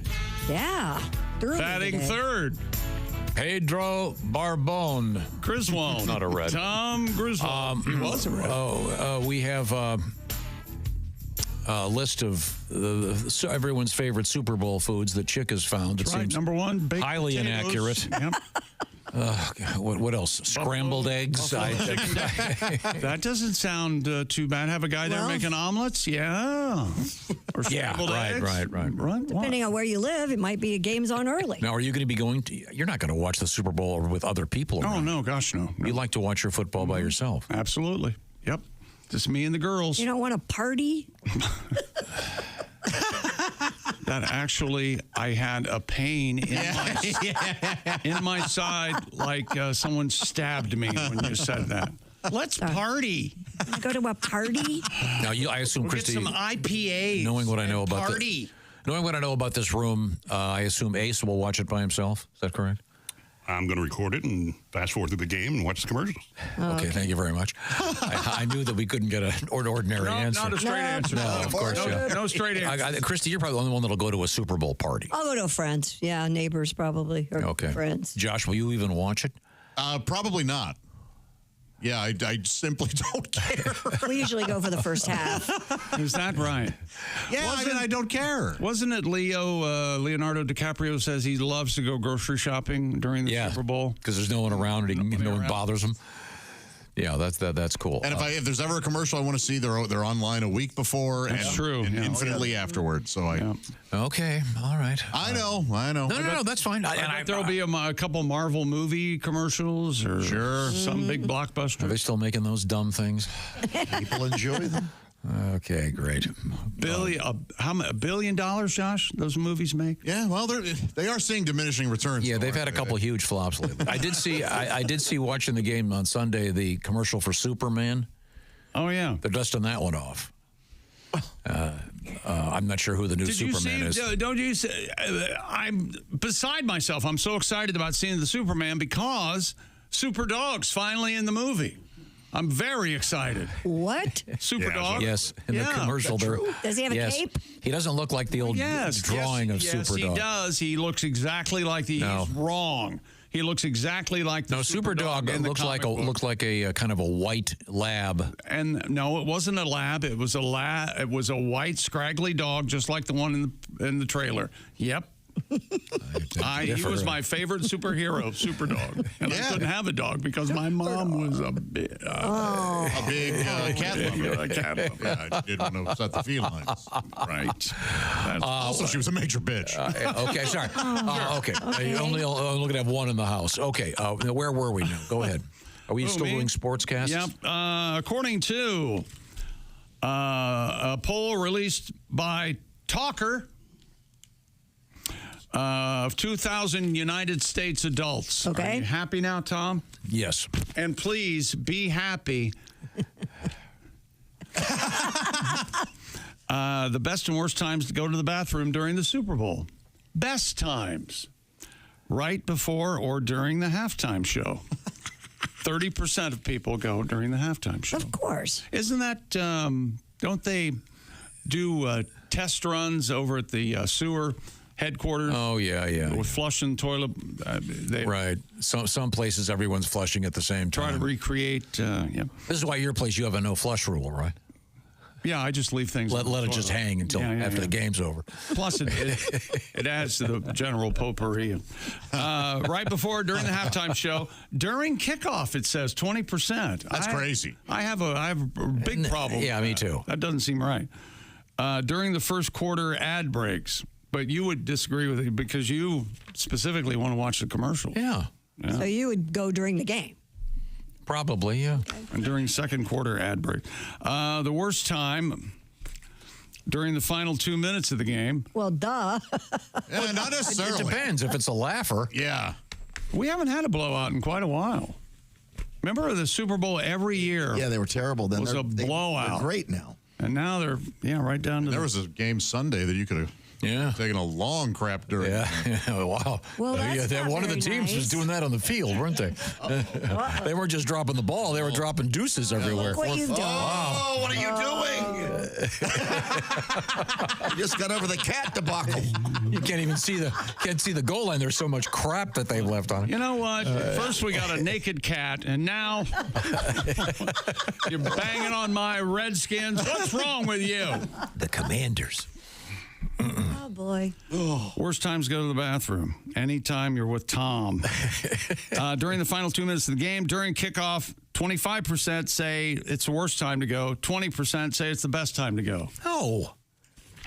The kicker. Well, they're wrong. Well, those are the people eating the baked potatoes. What happens during kickoff? Someone runs it back and the Not game's... very often. This was going to be my guess, that it was mostly women who go during the kickoff. Yeah. Okay. It's like the first play. Who cares? See? And you guys dab a lot. You guys dab when you go to the bathroom, right? Dab? Are you dabbing? Wipe. You dab. You got to wipe. What's going on? Whoa. Do you remember the name of Superdog? Oh, my God. Something L, like Bill L. Crypto? Yes. Right? Yes. You're right. You're right. You're absolutely right. Crypto. Yeah. Kal-El was Superman. That's right. So we'll see. But I'm kind of excited about the new Superman. He comes and saves him. Yeah, there he is. He comes and saves him during. He's so cute. He is wearing a cape. I love that, but gosh darn it, I've seen that story 17,000 times. You see this tsunami coming towards Superman because he's laying in the snow all battered. Is he at the Fortress of Solitude? He Superman. Do you know how the guy got the idea for the Fortress of Solitude? You want to take this chick? Superman lifts his cape up and he looks at Crypto and he goes, home. And the dog grabs the cape and starts running off with him. Because he has superpowers, too. He can lift Superman. Yeah. Oh, yeah. I like that. Even as a kid, though, when I first saw Super Dog, I thought, I don't know. Are they running out of ideas here? Well, no, it's not like they had Super Turtle or something. Oh, I'd love. Well, Teenage Mutant Ninja Turtles came along. there you go. Thanks to Kevin Christy, Eastman. Yes. Do you remember in the early Superman comics, the Fortress of Solitude, there was a gigantic key, No, like the size of a pickup, the size of a giant truck. Really? That Superman would fly and pick up, and I was not. You'd unlock it? yeah, it was really dumb. But He's I mean, the only one as that a could kid, lift it. Yeah. I like that. Yeah. I thought you said vagina I truck. thought he said vagina truck. I thought he said vagina truck. Oh, that's my new business idea. I was like, did he say vagina truck? Is your vagina as big as a truck? It's time to downsize. I'm glad I heard that. Everybody else. See, I was thinking more of like a food truck, but it's a brothel. That's a box lunch. Vagina truck. Beep, beep. Kind of a horror mobile. Hey, 71st and Keystone this afternoon. The vagina truck is going to be there. When you need a vagina, fast. Beep, beep. Hey, honey, I'm here. I think the vagina truck's looking for me. Hey, Pat, vagina's here. All right, chick, I'll be right out. Yeah. Oh, vagina truck. That's the horn. I thought I was going crazy. No, but yeah, Do you think anybody's vagina could make that noise? No. Yes. Yep. Oh, I yeah. bet so. Yeah. Oh, yeah. Especially if you kind of stretch it the right Get enough way. air in there. Vigorous, rogering. No, So anyway, so how are Super you with Dog, the word Crypto. Are they going to call him Crypto in the movie? Do we know? Yeah, I'm pretty sure. Okay. Yeah. I hope You so. will not go see this No, in of the course theater. not. You never know. I'd go to a movie occasionally. Not to see Superman. I love the trailer. If the girls want to go, if it's. Okay. But there's the fact Well, that there's but a there dog, better I be might go. Shouldn't there be a super fairy princess or something for the girls to go? Or, Now wait a minute. you know, Girls can like Superman. like all of a sudden Lois has powers or something. Would you see a movie called Super Fairy? If there was a vagina truck in it, I would. Not in Oh, no, there's no vagina trucks. Oh. Okay, you have to, Tom, you have to honk the horn when you say vagina truck. There is no vagina truck. There we go. There is no vagina truck in Super Fairy, but there is a Dodge Ram. Oh, that was made by the guy that made All Hands on Dick. Oh. The Navy story. What was made by the same guy who made All Hands on Deck? What was it? Super Fairy. Super Fairy. Which does not have a vagina truck. Yeah, no vagina. Thank you. Now we got a running joke. Chris and I looked at each other in mouth. I didn't say vagina. I was starting to say van, and then I meant because the key to the Fortress of Solitude, as I remember, was it was the size of a giant truck. Because he had to lock his home before he left. You can't leave the door But open. the large part is, even though it's out in the middle of when the writers it was on Earth. It was up in Antarctica or where was it, Alaska? Or something? You can tell I didn't read Somewhere Superman comic books. I thought he was from a different planet. That's where He was from Krypton, but here on Earth, he had a place where he could go contemplate things and get away from Lois's bitching. The Fortress of Solitude. And he could go up there and wait until the month was over. And the vagina truck. Yeah. Oh, wait a minute. Hang on. I got to use my right arm, and it's sore here. Okay. It's getting funnier. Maybe I could have Eddie. Eddie can come here and install a foot pedal, so I don't have to reach to get the vagina truck. What if the vagina truck arrives at the Fortress of Solitude? Superman rushes out, and this beautiful woman comes down, and then Crypto rushes out, and this poodle comes out. Oh yeah, vagina truck. Oh. So I've seen enough Superman. I really have. I have too. I'm done. See, that's how I feel about Batman. No. Oh, come on, how many? That's how I feel about Spider-Man, and Spider-Man was my favorite. For a while there, we got that origin story like 6 times in a row. I would say that's the worst movie I've seen in the last decade. Which one? Spider-Man? Was that Spider-Man cartoon thing? Oh, I didn't see it. That was insufferable. That's supposed to be one of the best movies ever made. It's so overrated. Oh my God. Boring and the platitudes left and right. I love love platitudes. Yeah, Hollywood crap being shoved down your throat. I love Hollywood. Yeah. That's what I like. I like sentimental tripe. I want You know people. what else I like? Claptrap. Yeah. I want people in Hollywood to tell me how to run the country. Okay. Wait a minute. Okay, here's Crypto the Super Dog. Here's a nice picture of him. But We've already seen him. Saw that. But I don't know. That's And he didn't show us anything. no. That's the cartoon dog of Crypto when he was first drawn. It looks just like him. That's such a sweet looking dog. Yeah, it really is. Well, Crypto's Looks got like to a be mutt to me. sweet Is he a dog. mutt? Yeah, it looks like a mutt. A real Yeah. cute one, yeah. What a beautiful. No, I may have to go see the movie. I may have to see it. Yeah. Look at Crypto. Does he fly? Yes. How can I not watch a flying Of course dog? he flies. Now, can you imagine being on the set when they have dangle the dog? Because there's a guy with a mop and a bucket and a shovel. Okay, he's a little frightened, I think. Crypto Shad. Why aren't we CGIing this? He should not be off the ground. Okay. Now, remember the old black and white Superman with, what was his name? George Reeves. George Reeves. You could tell he was, to film him flying. All right, bring in a table. Oh, that was terrible, yeah. And a big fan. Yeah. Those were truly awesome. And boy, that Lois Lane, what a great reporter. She couldn't figure out that Clark Kent and Superman were the same guy because of that incredible disguise of a pair of glasses. Sure. Yeah. Not the brightest bulb, Lois. I hear she's investigating that Watergate thing. She's What she lacked quite the investigative reporter, What Lois. she lacked in brain, she made up for in beauty, huh? But it was revolutionary having an aggressive female. Hot Margot Kidder. You thought she was hot? No, that's not the point he's making. Didn't she end up at a mental hospital? She did. Margot lived in a dumpster. Found her in the bushes. She was naked in somebody's backyard. Yeah, they found her. She got better. But I think Lex Luthor did that too. Oh, okay. And Lex Luthor and Miss Tessmacher are in the new Superman. And now, are they doing Lex Luthor as a bald guy? Oh, yeah. It's Nicholas Holt. Yeah. Oh, how would I know him? You wouldn't. Okay, sorry. I'm sure he's in some English boring movie. He plays Sherlock Holmes' gay brother. Easy. The real Tom's coming out. Exactly. Yeah. I'm looking for the vagina truck instead. He's in the he stars in the new Jane Austen adaptation. 30 black people in Victorian times? That's right. That's what it's called. Look, I get that. Who are they fooling? I know. Yeah, what's the one that was the so-called Bridgerton? Yeah. Or as I call it, The Way We Weren't. Yeah, let's call that right. Very funny. It's an Not how it enjoyable happened. show. Oh, I'm sure. Very sexy. The actors are fantastic. They're great. And the dental hygiene is amazing for that period. the only 3 dentists in England were there. We have to blame Lin-Manuel Miranda for all this. Okay, thank you very much. Alexander is a white man and should always be portrayed as such. In the Caribbean. You break the rules, chaos. I should go on a Sunday morning news show and try to argue that point and watch all of their heads explode. By the way, I wanted to find out the origin story of Crypto, the super dog.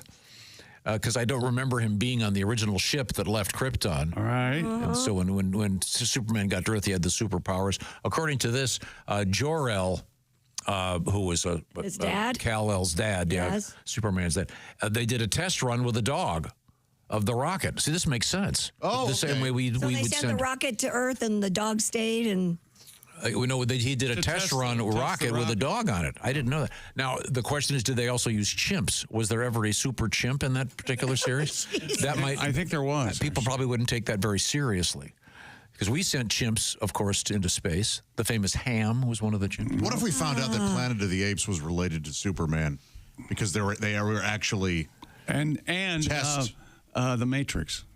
It's all related. Well, the Matrix is everything. Yeah. So when he says "dirty damn ape," Lois Lane comes around the corner. Hey, let me see the ape woman again. Yeah. Bring her. Jesus. Did they ever do, I hate to ask this, and I feel bad asking, but I'm going to ask. Okay. Did they ever do a porno knockoff of Planet of the Apes? Probably. With people in those ape suits? I am ashamed to admit that I once rented a movie. It had nothing to do with the plot or story or characters. I am so excited to hear this title, I can't tell you. It was called Planet of the Gapes. Oh. Now this is the silent. This is GAPES, as in what you'd find on the aforementioned vagina truck. Yeah. Well, no, that would be the booty bus. It would be the gape.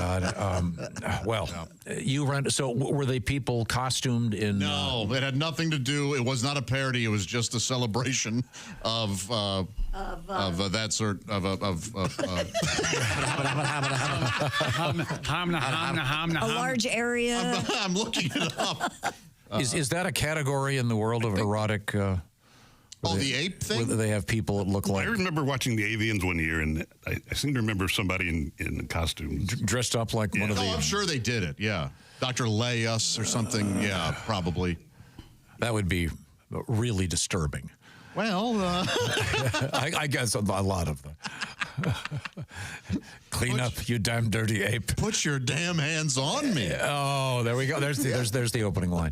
Thank you very much. Hey, I've got something. Pay attention, Ohio State Buckeye fans. If you're still basking in the glow of Ohio State's win in the college football championships for the Natty, well, like I am, have something special just for you. The exclusive Ohio State Buckeyes 2024 CFP National Championship football from our friends at Nyco Sports. The texting contest is over, yes, but you can still buy your Ohio State football today. It's not just any football. It's a full-sized, officially licensed treasure, limited to just 10,000 pieces. Each football beautifully embossed, priced at just $129.95. And the best part, a portion of the proceeds will be donated to Extra Yard for Teachers, the official charity of the college football playoff. Each football comes with their very own individually numbered certificate of authenticity. And Panel 1 has the complete 2024 season schedule with scores and opponents, featuring the iconic Ohio State helmet and CFP logos. Panel 2 dive into Buckeyes football facts, complete championship history, and limited edition details. And Panel 3 commemorate the Rose Bowl, Cotton Bowl, and CFP championship scores and opponents forever captured in this amazing keepsake. The exclusive piece available only at Nyco Sports. Do not miss out. Call 800-345-2868 or visit online at nycosports.com. That's NIKCO sports.com to secure your Ohio State Buckeyes 2024 CFP National Championship football today while supplies last. That's 800-345-2868 or online at nycosports.com. And I am currently looking at a clip from the new Superman movie with the dog. I have to see it, and I want this dog. I am looking at a still from Playmate of the Apes. Uh-huh. There you go. They are indeed in those sort of masks. Oh. But they have human bodies, right? Yeah. But are they all hairy? Yes. Yeah. I bet there's a psychiatrist somewhere that quit practicing after one of his patients came in and said, "I'm in love with an ape woman." Really? You know something? My mom was right. I should have become a surgeon. Ape woman keeps it hairy. She's keeping it hairy. Coming up, we'll try to put a hat on the show and become... Or a muzzle. I think we've done enough damage. If you're just joining us, you've missed a lot of damage. Coming up, Costaki Economopoulos and friend of the show, Billy Gardell. A quick note, Billy's going to be doing some live stand-up in Lexington, Kentucky. These are going to be killer shows at Comedy Off-Broadway coming up February 6th, 7th, and 8th. We'll get some details for you on that. We are in the O'Reilly Auto Parts Studios, and this is the Bob and Tom Show.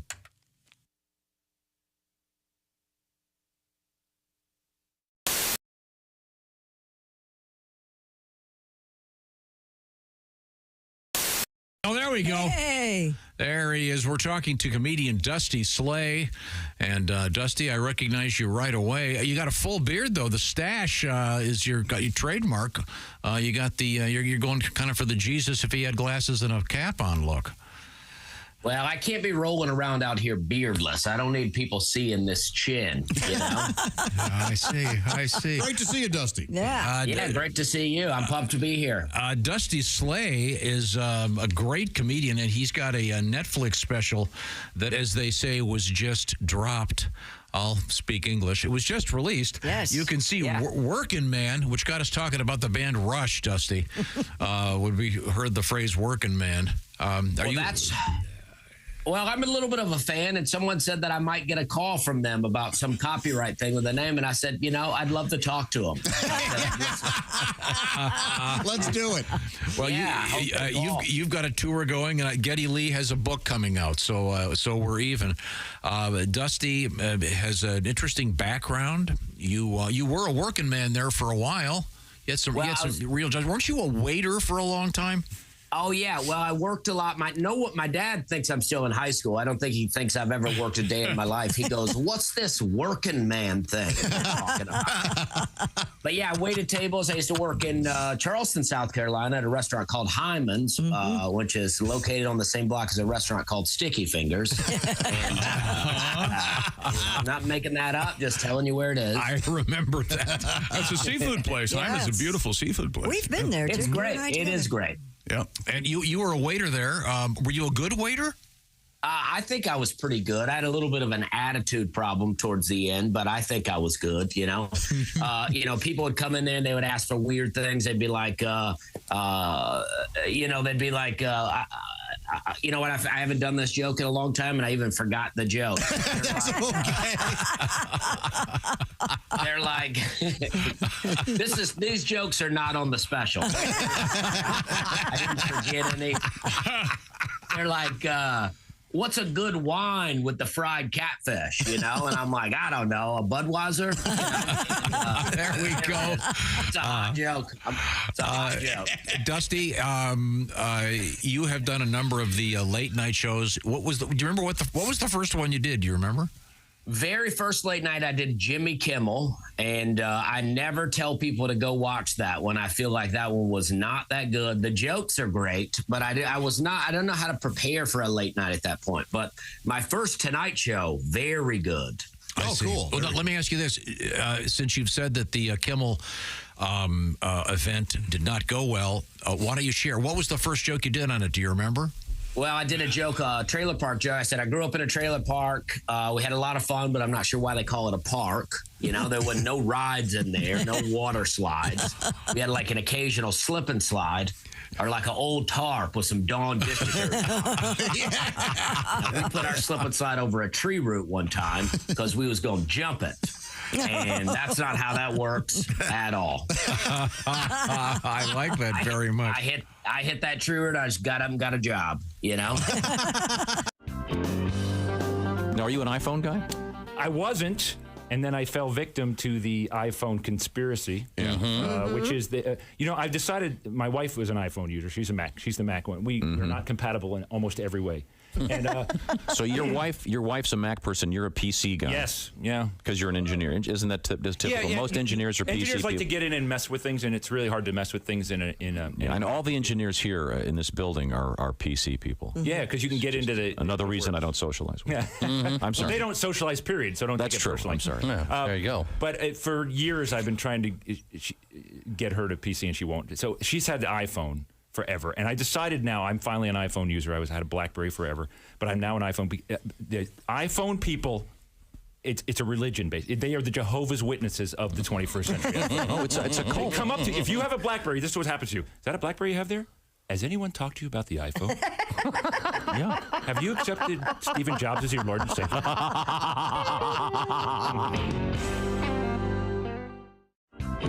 I saw a billboard recently too that was a billboard for a hospital, and then there was a picture of a smiling woman, and the caption read, "They didn't treat me like doctors, they treated me like friends." Like, well, it's great for her. I mean, she must have really good friends. Yeah. Me, When I have to go to the hospital, I want my doctors to treat me like doctors. Okay? Sure. Yeah. To hell with my friends. Yeah. My friends don't know how to treat me. Yeah. I had sunburn once. You know what my friends did? They slapped it. Yeah. Sure. When I told them it hurt, they just slapped it harder and more frequently. Yeah, absolutely. All right, I want doctors who are going to properly diagnose my condition, not my friends who are going to tell me I have a fatal case of the queers. Yeah. I want doctors, all right? Yeah. Doctors who are going to bring me medicine, not beer that's been kind of peed in. Yeah. I want doctors who are going to provide me with proper treatment. What? You need new friends, pal. Yeah, really. What's this peeing in the beer routine? Doctors who are going to provide me with proper treatment, not my friends who are going to shoot me with Roman candles as I struggle to get out of a hammock. It's always funny on YouTube. Always funny. When do you not struggle to get out of a hammock? I mean, is there an elegant way to get out of a hammock? No, there isn't. No. Especially when you're being pelted with Roman candles that are lit. You gotta love that. You do need better friends. Yeah. And you're weighing in at what? About 2 1/4? Oh, you're very generous. Yeah. That's very kind. 245. 245, getting out of a hammock with Roman candles. No, yeah, I'd watch. Yeah, I'm in. People did. Yeah. I'm in. Wow. Don't you bottom out on a hammock? Hey, come on. Poor Josh. Josh, we made you sit in the green room all morning. Isn't that considered a picnic blanket at that point? When you become a Bob and Tom VIP member, you get more and less. Wait, what? Which one is it? More or less? It's both. VIP members get more stuff to hear and less commercials not to hear. So Bob and Tom VIP is a good deal? Yeah, more or less. So how about giving Bob and Tom VIP a try? Get the link at bobandtom.com. You got to warn me. I told you. Goodness gracious. Welcome back to the Bob and Tom Show and the mess that is Tom Griswold. The vagina truck is here. So sorry. Where were we? We're in sports, Tom. We got lots of sports to Okay, go. let's see who's who here. That's Josh Arnold. I can see him. He's right next to me. He is at the IHateStevenSinger.com sidekick chair, reminding you that, hey, Valentine's Day is coming up. Don't be an idiot. You got to get this covered, fellas. Go to IHateStevenSinger.com. Great bracelets, great flowers dipped in gold, great earrings, great necklaces, et cetera, from my buddy Steven Singer. Also, I've got an update for you guys. Mm-hmm. We were talking about crypto, the Superman's famous super dog, because during the game of the night there was a commercial, right, for the James Gunn is the director. What's he most famous for? Guardians of the Galaxy? Probably, yeah. Yeah. In any event, he's doing the new Superman movie, and Crypto the Super Dog is in it. And I had mentioned when I saw the preview, it didn't look like the Crypto that I grew up with in the comics. And here's an article that says, fans of the comic books remember Crypto as a white Labrador Retriever, which is how I remember it. And this new dog looks more like James Gunn's dog, a rescue dog named Ozu. It's a gorgeous little doggo. Looks like, but it's not him though. It's not Ozu, right? No, but it's like, it looks like kind of a terrier, white. Looks like about 30 pounds. Really cute dog. Yeah, gorgeous dog. So just a little update on that, and we'll be looking forward to the Superman movie. When do you know when it comes out? July something. Okay, we'll look forward to that. I want to say July 25th or something, yeah. Okay. Well, that's nothing compared to these superhero movies come out in 26, you know? Yeah, they've got them all planned out. Absolutely. I mean, we've had concert announcements for a concert that's more than a year away. Yeah, I know, but Do you know why they do that, Christy? Money. Yeah, compound interest. Thank you. Money. The I try to magic. teach my kids about that. The magic of compound interest. Magic. Now, we have Chick McGee across the way there. Are we going to get some sports out of you? Workers at a factory in rural Ohio were up all night churning out footballs for this year's Super Bowl. They were. One of the places I've always wanted to go and take a tour. We've been invited. Wilson Sporting Goods, Ada, Ohio, makes the footballs used by every NFL team along with many top college programs and high schools. This time of year in Ada, it's all about making the footballs for the Super Bowl. Work begins as soon as the teams are set. Don't they just need one? Each ball is cut, stitched, and sewn by hand and stamped with the Super Bowl logo and team names. The first shipment of game balls is sent to each team in less than 24 hours. Okay, you're going to get mad at me, but how many balls do they need for a game? I was just going to Google that. 25? Is it 25? You know what you can do is if you have a favorite team that was in a Super Bowl a long time ago, like the Raiders, Super Bowl 10 or something, they won that one. I'm not sure. That might be it. I don't know. You can go online to Wilson and get that Super Bowl ball. Oh, cool. And, wow. I like the way when you talk to Ace about his favorite team, the Raiders, you act like you're standing in 3 feet of soft manure. you give them this dismissive. No. They're all good now. There's going to be Pete Carroll's head coach now for the next 2 to 3 years. Christy, it says here each NFL game typically uses up to 36 footballs, but obviously that number varies depending on game conditions and rules. And stuff. So they probably give 25 a team, you think? Now, 12 balls are for kicking plays only. As usual, there's no answer to your question. Per team. But, yeah, no, it's a tough. There's no finite, but around 36. Yeah, are at least there. For a lot of other people were asking the same question. They fit 12 in a box. They fit. I saw this. They fit a dozen in a box. Except when the Patriots played, they'd fit 14 in because they had less air in them. You know what? If you're gonna go back, that's a good joke. Is it? Yes. That's not bad. Yeah, it works. But I don't care what. I don't care if Jerry Lewis was telling it. It's just the deflate thing that's coming back is just. I'm not saying. I've got a tip for you, Chick.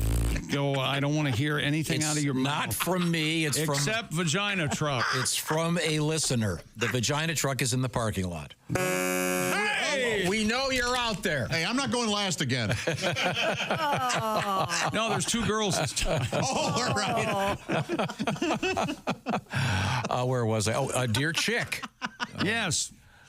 I have a giant mirror on the opposite side of my bedroom where the TV is. I knew somebody would jump on this. So I can stand in the bathroom and see the TV from either side. Oh, okay. Yeah, but it's backwards. Doesn't that throw you off? It makes me dizzy. Yeah, it kind of does. Yeah, wait a minute. Wow, that would. Is it a new quarter? So before you look at you'd have to have another mirror in the bathroom to mirror that image, so it'll be right side. Yeah, maybe just put a TV in your bathroom. Call it a day. If you don't want to miss a second of the Super Bowl, Here we go. Most units you can pause. Yeah, exactly. Yeah, that's you true. Really and you can. It's hard to ask at a party, though. Hey, we pause. Oh, really? Yeah, good point. Good point. I got to go back to get more baked potato. Can you pause there? Yeah, full treat. Hey, who ate all the pineapple upside down cake? Son of a bitch. Shortcake. Where's all this food? Where's my poke bowl? All right. Now, coming up, we're going to talk some serious football with comedian Costaki Economopoulos. But first, China will host the world's first human versus robot half marathon. Finally, China doing something I can get behind. The world's first race to include humanoid robots will be held in Beijing this April.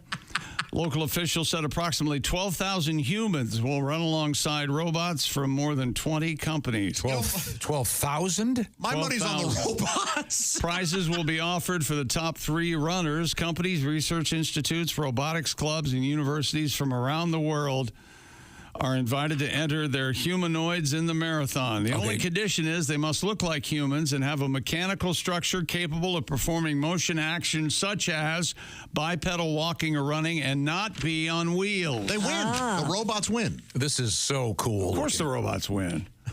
They don't need water or nothing. No. Oh, it's a half marathon. Unless it's raining. Yeah, put them in a I was going to say put them in a triathlon.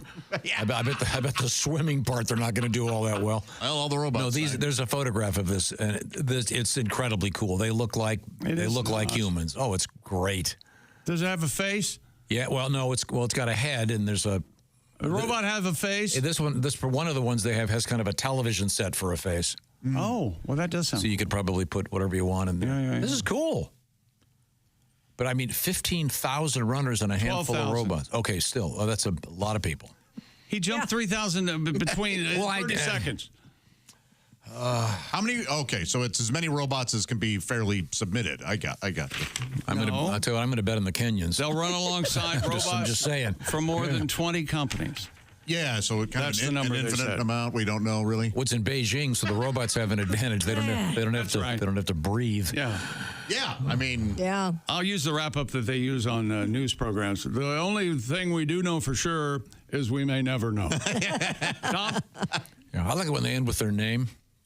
I'm Tom Griswold. In Beijing, this is Chick McGee. As if it's going to be in Tokyo, this is somebody else with the same voice. Thank you very much. Now, coming up, we have the headline, The Penis of the Future. No, and we got a record. Oh. Okay. You're probably sitting around wondering, what's the world record for the tallest pepper plant? Yeah, I was. Yeah, I've always wondered. Yeah, that or Super Bowl. I think I'd like to know more about the penis of the future. We have Costaki coming up, too. Whoop-dee-doo. I can't wait. Here, I'll hold my breath. Well, that's not That's kind of cruel. Okay. That coming up, Billy Gardell as well. We are in the O'Reilly Auto Parts Studios, and this is the Bob and Tom Show.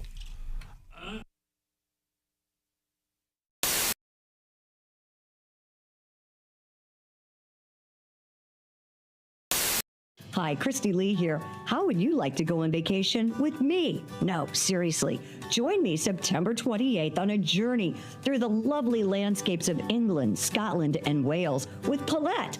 We'll travel through the charming countryside and also experience the historic cities of London and Edinburgh. Experience the best of Britain's rolling countryside and bustling cities rich in history and culture. We'll see the iconic landmarks of London. Visit the storybook villages of Oxford, Chester, and Shakespeare's Stratford-upon-Avon. We'll behold regal jewels of Edinburgh's castle and visit the medieval walls of York. This and so much more. The best part? Paulette makes travel easy, including flights, meals, hotels, sightseeing, and local experiences. It's all planned for you. You can just sit back and have the time of your life.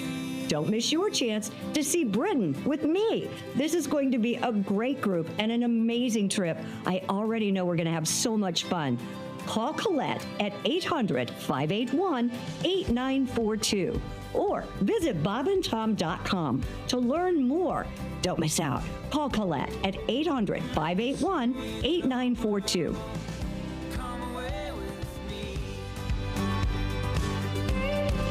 I think we're gonna take it down a notch and play something romantic. Oh, all right.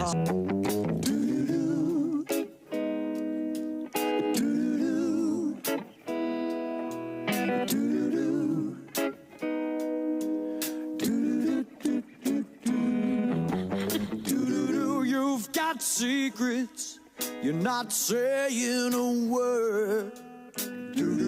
I can't describe just how much that hurts. I thought our love was honest and true. You're guilty, baby, and your silence is proof.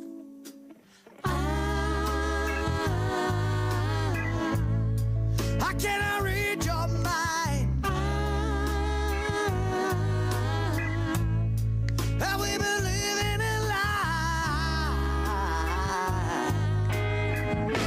It's not up to me this time. I'm leaving it up to you, baby. Leaving it up to you, girl. I'm leaving it up to you, baby. Don't you tear apart my world. I'm leaving it up to you, baby. I'm leaving it up to you, girl. Well, I just can't believe that you're deceiving me.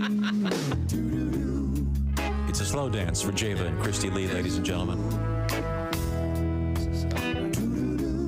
This is not a lady's choice, obviously. You come home looking like you've been caught in the rain, smelling like cologne, and it ain't rained for days. High karate, time after time. I say this can't get much worse. No, no, no. You've got cheating in your eyes, girl, and your drawers in your purse. Oh. I can't read your mind.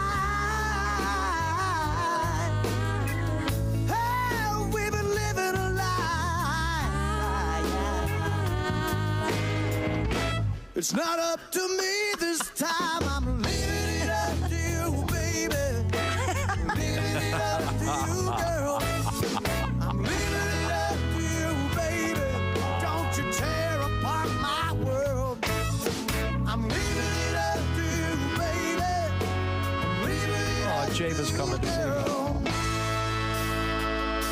Well, I just can't believe you're deceiving me. Oh no. Smells like high karate.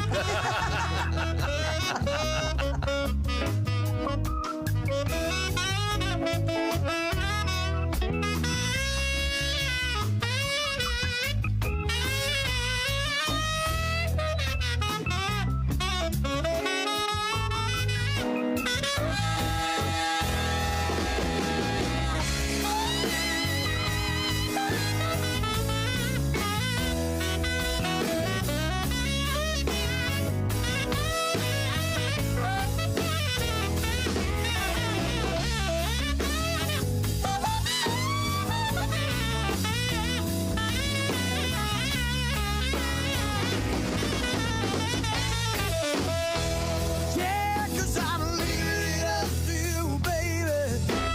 Leaving it up to you, girl. Leaving it up to you, baby. Don't you tear apart my world. I'm leaving it up to you, baby. I'm leaving it up to you, girl. Well, I just can't believe that you're deceiving me. Oh no.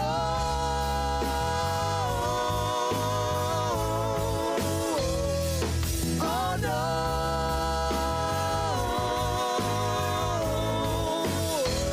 Yeah. Oh no. You got something on the side, something on the side, something on the side. Oh no. Don't hurt me, mama, don't hurt me, mama, no, no, no. Oh, yeah. Oh yeah. Fantastic. Hi, this is Christy Lee from The Bob and Tom Show. Thanks for watching this morning's show. To listen, just go to bobandtom.com. Check out the list for a station near you or stream the online radio station on our website and the Bob and Tom app. The Bob and Tom Show, on air, on app, and on demand.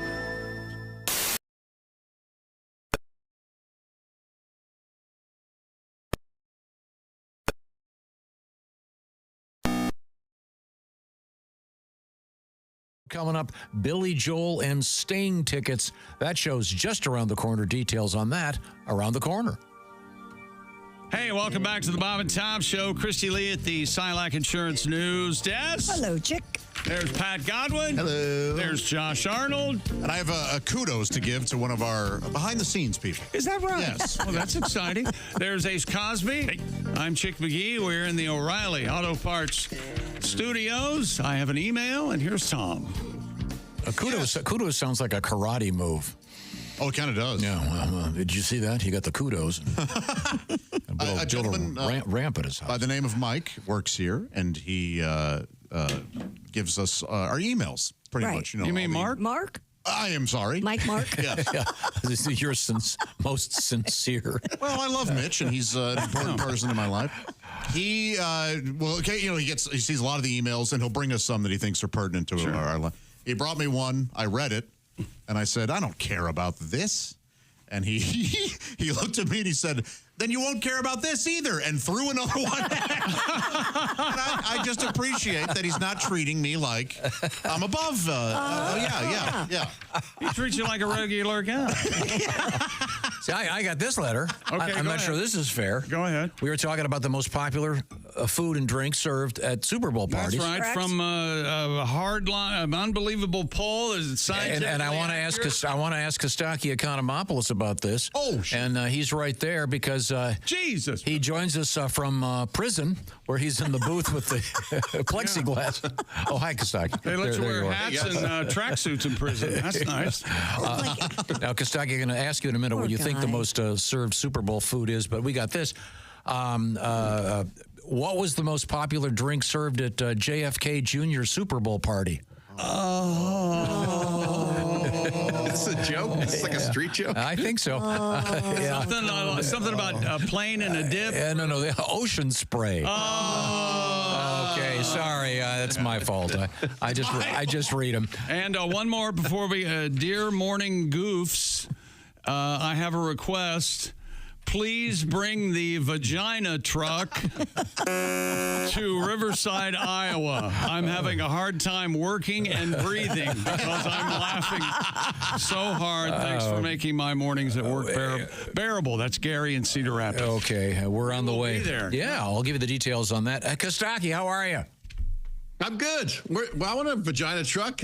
We all do. Oh, yeah. It delivers. It does all sorts of things. That's nice. I don't know. Believe it or not, and you might find this hard to believe, Tom accidentally said vagina truck when he was trying to say something else. I started to say van. I was trying to say that in the original Superman when I was a kid, he had the Fortress of Solitude. Do you remember remember that? When he had a gigantic key, I mean huge, that he would pick it up flying because he was so strong, and he would take this gigantic key to this huge lock to get into the Fortress of Solitude, which is completely ridiculous. But when you're 12 years old, it's cool. And I was trying to say the key was as big as, and I started to say pickup truck, but it was bigger than that. That I was going to say van. And somehow it came out, it was as big as a vagina truck. I'm sorry. I don't know where that came from. But then we found out that there really is a vagina truck. And when it pulls up, you hear this sound. So sorry. Now, Costaki, let's start with a quiz. You are an avid football fan, significantly more avid than yours truly. But we were talking about Super Bowl parties and what they serve. And Chick found a survey that I think is highly inaccurate. Nope. It's so accurate, it's blowing your mind. I think that's I think the obvious answer, what is the most served food at a Super Bowl party? What do you think it would be? It's got to be pizza or wings. Exactly. Yeah. Apparently, according to the survey that I read, number one was chicken wings, number two was pizza. But Chick McGee, according to the survey I read, baked potatoes. First of all, somewhere, a super fan of this show is going to have baked potatoes at their Super Bowl party. They don't care if anybody eats them. Yeah. It's just a salute to the moronic survey that had that for an answer. I'm not happy about it, but I agree with you, Tom. Yeah, that's just dumb. No. Do you like to watch the Super Bowl by yourself so you can focus on the game? I have been lately. I prefer that now that it's a work day. Yeah, right. But yeah, I like a Super Bowl party. It's the trick of a Super Bowl party is not everyone there cares about the game, right? Yes. So it's tricky to have you have to not care too much yourself otherwise. Yeah, that's why the survey we had about when you go pee, what was it, 20% of the people pee during the opening kickoff? Yeah, what the hell is that? In case they couldn't pee during the 8 hours of pregame. Right. And there should be a penalty for every time anyone says three-peat on the pregame. They should have $10,000 deducted from their salary. He's really irritated by this. It's going to be a three-peat. It's never been done. It's very exciting. No, it's boring, and I'm tired of hearing the word three-peat. Kostaki, your thoughts on a lot of complaints about the refereeing. The one first down call was obviously a first down. What are your thoughts on that? The refs are like a scene now from Princess Bride about Mahomes. Hello, my name is Inigo Montoya. You touch my quarterback, prepare to die. Mahomes is following in Brady's footsteps now. He's just don't nudge your wife to take jujitsu. That's all we ask. That's not good. You don't want to. Yeah. No. By the way, Costaki, have you? Sorry to interrupt the flow. Have you picked a winner already? And what is the current spread that you're seeing? Is it 1.5 for Chiefs? Something like that. I saw, Chiefs minus 2.5. Okay. I don't know how you bet against the Chiefs at this point. Every time you do, you wind up sad. Yeah. Don't bet against Mahomes and Reed, right? Yeah. Right? They're so good. At this point, they've beaten every part of the Buffalo. It's very... They honor their prey. Yeah, that's right. You want to beat every part. Buffalo hasn't been this disappointed since. Well, actually, it's like 8 times in the last several. It's a lot. They've been. The Supreme Court's going to decide now if Patrick Mahomes can legally own Josh Allen. Oh. Chiefs are off to another Super Bowl. Mahomes getting a driver for your dad, have Butker's wife make everyone sandwiches, and start a GoFundMe for Taylor Swift's Super Bowl ticket. I hope she can get in. Yeah. We had an obscure rule come up when the Commanders defenders kept jumping off sides of the goal line. Frankie Louvu, not the whole team. Right. The ref said he had the power to award a touchdown to the offense. That's right. Like, even Mahomes is like, wait, you can really just give you a touchdown? You don't have to pretend you got a late hit or anything? That's crazy. Football is like religion. There's some obscure rules that almost no one knows because no one's really read the book. All right. Philly did to Washington what they do to cheese. They creamed them. By the way, do you want an obscure way to take all the comedy out of that joke? Sure. I can see Godwin's going to. What is it, Pat? Go tell him. That's from upstate New York, actually. Yeah. Philadelphia cream cheese. Yeah. The Philadelphia cream cheese. Call it that, yeah. Oh, and that somehow makes it lesser. No, as delicious as it is. No, I love it. Okay, I could just see you disdainfully shaking your head. All right, let's see if this one is more on point. Usually, when Philly destroys you in something, it's in Cheese Whiz consumption per capita. That is true. See, and we learned yesterday, Cheese Whiz is a tourist way to eat the Philly steak and cheese. Yep. Remember, Costaki, if you're going to do jokes on this show, you now need a lawyer. Got a fact check. Yeah, don't beat on the counter. Now, Costaki, the good news is you are going to be on the road coming up in a couple of weeks. February 6th, you'll be in Youngstown at the Funny Farm. And then February 7th, the Lost Anchor in Parkersburg, West Virginia. And then on the 8th, the Mardi Gras Casino in Charleston, West Virginia, for some great live stand. Super Bowl tour. Yeah, Be doing all the football jokes that week right before the Super Bowl. Okay. And then I'll be racing home to get home in time for the kickoff. We'll see. Oh, yeah, hop on the plane? Is that you going to make it? Yeah, probably. Well, last year I missed the first half a quarter or something. I was really pissed. But usually I'll get home in time. Okay. Well, good to know. Go see Costaki live in person. He's great. And Costaki also can be reached, if you will, at Costaki.com. That's Costaki. And find out what's going on with the All Pro Lines. By the way, someone in the studio was wearing an All Pro Lines T-shirt today, Costaki. Oh, yeah. Yeah, I saw Jason's got one on today. Okay, very good. Everything else okay in your life?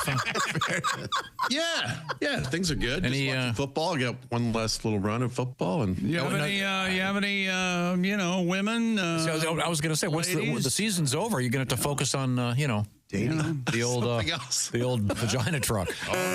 It's got to hook up with your dump truck. Get a little mud for your turtle. You know what I'm trying to say? A little road mung. Start hunting for a new meat sleeve. That's right. Hey, you got one of those, right, babe? So you're picking Kansas City. Is that correct? If I can write this down. Well, they got some crazy little women there. Force me to bet. I bet. Yeah, you gotta take the Chiefs. They're so good. They're good at football.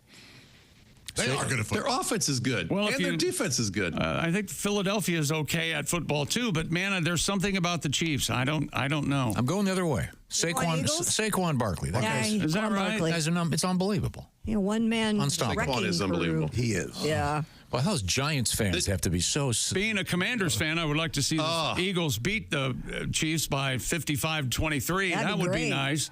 But I don't think that's going to happen. Okay. Well, you're right, Tom. The Giants GM who let Saquon walk, he should be on suicide watch. It's it should be legal to kill that whole front office.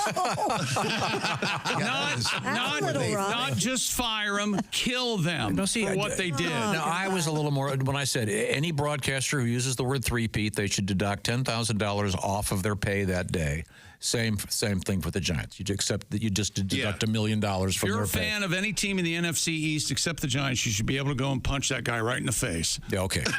Well, I don't say so. I'm not paying Saquon that. Ooh. Right. That guy sucks. And then the owner said on the Hard Knocks, I don't think I'd be able to sleep at night if Philadelphia gets a hold of Saquon. Right. He went on a long.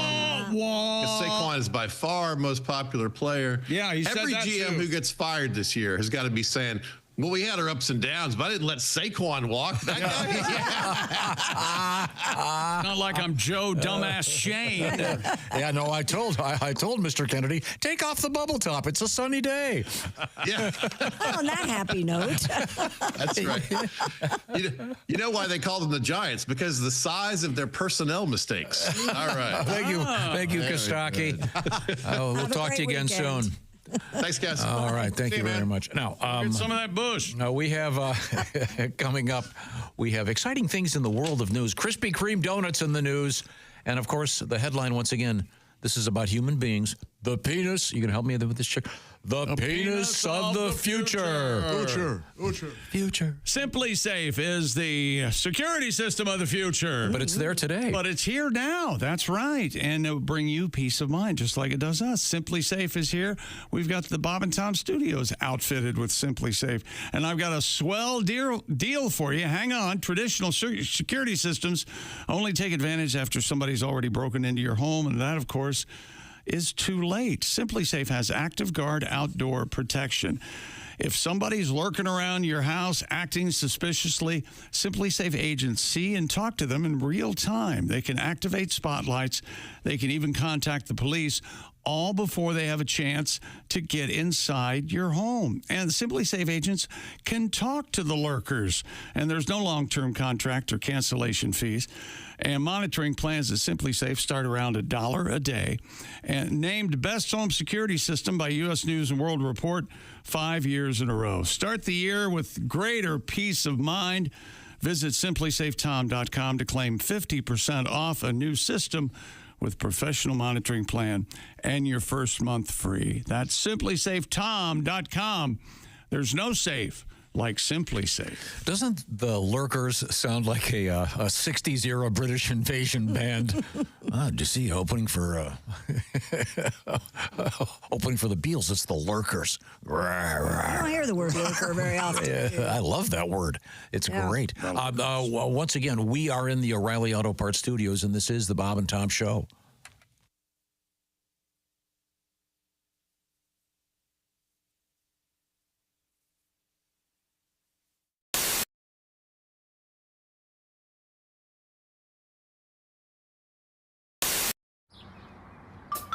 Is that Chick McGee? Why, it sure is. Chick McGee, who knows that an annuity from the folks at Silac Insurance Company means a retirement check in his mailbox every month. Chick works on perfecting his mailbox opening technique. Easy, Mr. McGee. Don't blow that elbow out. Chick isn't quite retired yet. He's just practicing for it. Because one day, Mailbox McGee will be taking his retirement the easy way. SILACINS.com. Silac Insurance Company. This is Todd Berry.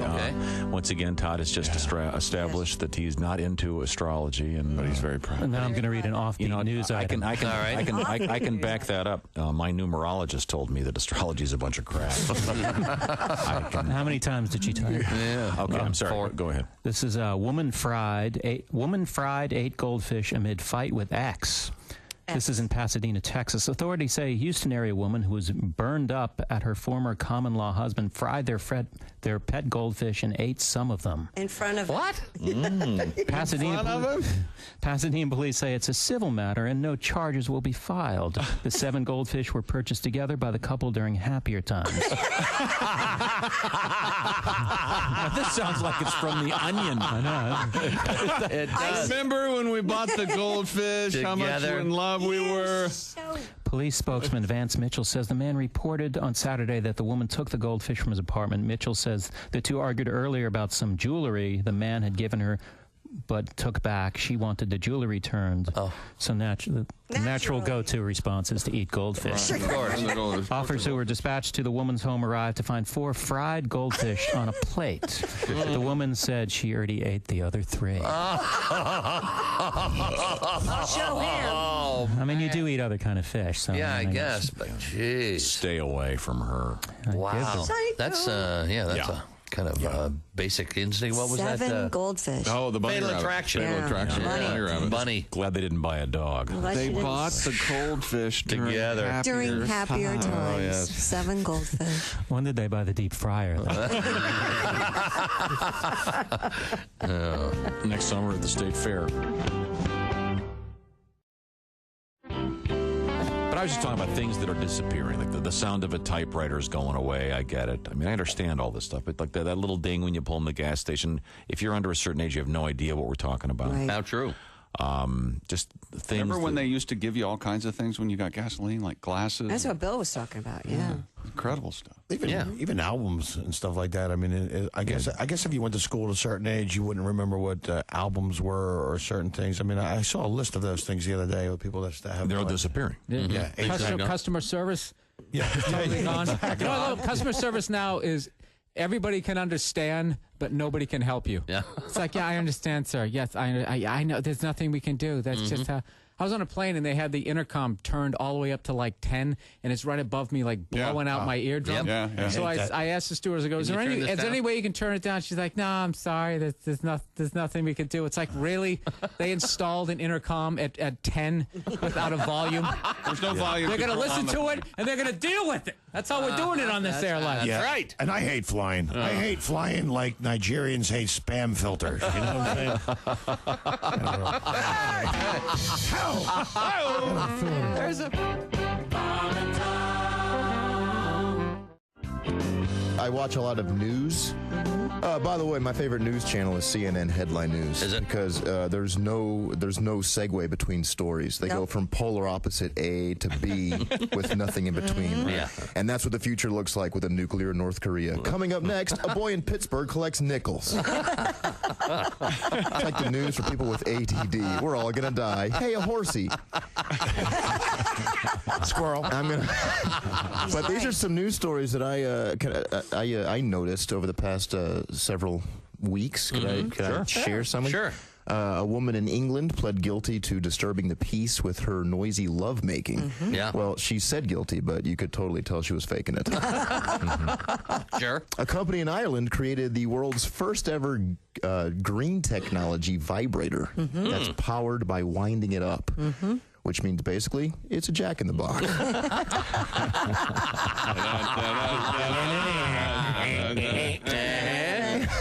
Technically, it is.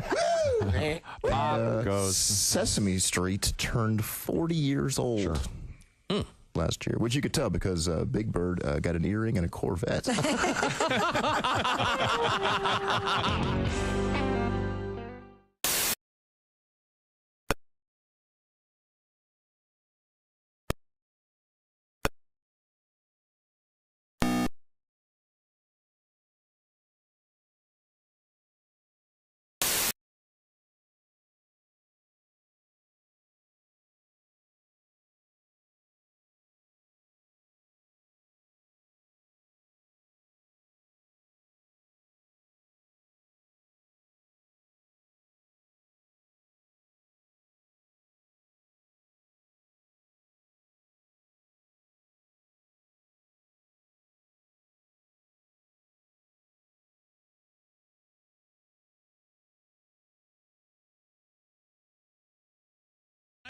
Well, we were talking about the best or most popular foods for Super Bowl parties, and you had a survey that's completely wrong. I don't know about that. Or it's completely so right, it's blowing your mind. Baked potatoes at a Super Bowl party? Number one. Maybe potato skins in the top 30. Yeah. Not baked potatoes. Number one. Well, you got to start with baked potatoes to make potato skins. But no, number one is chicken wings. Number two is pizza, maybe. And now, Colorado. Number one Super Bowl food, garlic knots. Oh, sure. I just about spaghetti cursed. or without? Yeah, spaghetti at a Super Bowl. Oklahoma, Arkansas, stop asking stupid questions. Mississippi, number 1, fried green tomatoes. No. Every Super Bowl party has it. Yep. You can't. Yeah, you can't walk into a stadium, NFL stadium, and not see that fried green tomatoes booth. Arizona, What's the big line for? Arizona. Oh, they're giving free steak. No one's over there. They're paying $10 for a fried green tomato. Arizona and Texas, hot dogs. That's a little more reasonable. And It is reasonable. New but- Mexico, sopapillas. Oh. I can't sopapilla. I drink too much of beer. They're sopapillas. You got to stop a pig, you said. No, it looks like Mexican raviolis, what it looks like. They're very good. Well, Pat, you have a tune for us? Hey! Oh, it's the Super Bowl treat. Yeah. Oh, the snack that can't be beat. Yep. Wings and pizza, they gotta go. I want a hot baked potato. Hot baked potato. Not a fried green tomato. No. Oh, no fettuccine Alfredo. Fredo. I want a hot baked potato. Oh, you got to drench it in butter. They never give you enough. Inside joke, very funny. The spud is like no other. With cheese you can smother. I want a hot baked potato. Chomp, chomp, chomp. Woo! I certainly enjoy a hot baked potato, but I don't. I don't think that this is going to be the marquee dish at my Super Bowl party. Strange. I think, I hope there are some listeners out there who will take this and run with it. Yeah. Hot baked potatoes. Delicious. How about a baked potato bar? But not in Idaho. Didn't they try that as a fast food thing? It failed. Wendy's had Wendy's one for a while. did it. I Wendy's have a loved potato it. bar. They still have it, don't they? I miss the Fixins bar. Yeah, oh yeah. Yeah. Yeah, an opportunity to mingle your germs with those of strangers. I always like Salad that. bar. Yeah, yeah. Salad As soon as I heard the You word, need some germs. as soon as I heard the word sneeze shield, I thought, well, that's one of those things they didn't have until they needed it, and that's where they got the. Does Ruby Tuesday still open? Are they in business? First of all, and they still have a salad bar. Boy, they had a good salad bar, didn't Boy, they? did they ever. Man. Pumpernickel crouton. Josh and I ate at Ruby Tuesdays a couple of times. I really enjoyed it. Held hands across the table. I enjoyed Looked that into aspect each other's of it. eyes. Salad bar. Only open Deep one into day a his eyes. week. Gave you an FJ under the table? Yep. We'd both get a. We'd both put a cherry tomato. I see. We'd each put a cherry tomato in our mouth. In the words of every listener listening, kiss each other. Is that sports? With cherry tomatoes. In the words of everyone. And it would squirt into each other's right. mouth. Okay, I've had enough. Why? We called it Stupid world record. Yeah, you want some man ketchup? Is our love wrong? Nothing. No. It's A Mississippi man, Mississippi, may have. This is maybe. We're doing speculative news. Future world records. May have grown the world's tallest pepper plant. The Clarion Ledger reports that Henry Pope and his pepper plant, the lead grower and plant geneticist for the Mississippi Foundation of Renewable Energy. Wait a minute. Peter Piper had to call his brother Paul to help him. That's right. Wait a minute. What? It's the Foundation for Renewable Energy, and he's growing peppers? plants. Oh, sure. Oh, maybe peppers are the People don't know fuel this. of the future. We don't know.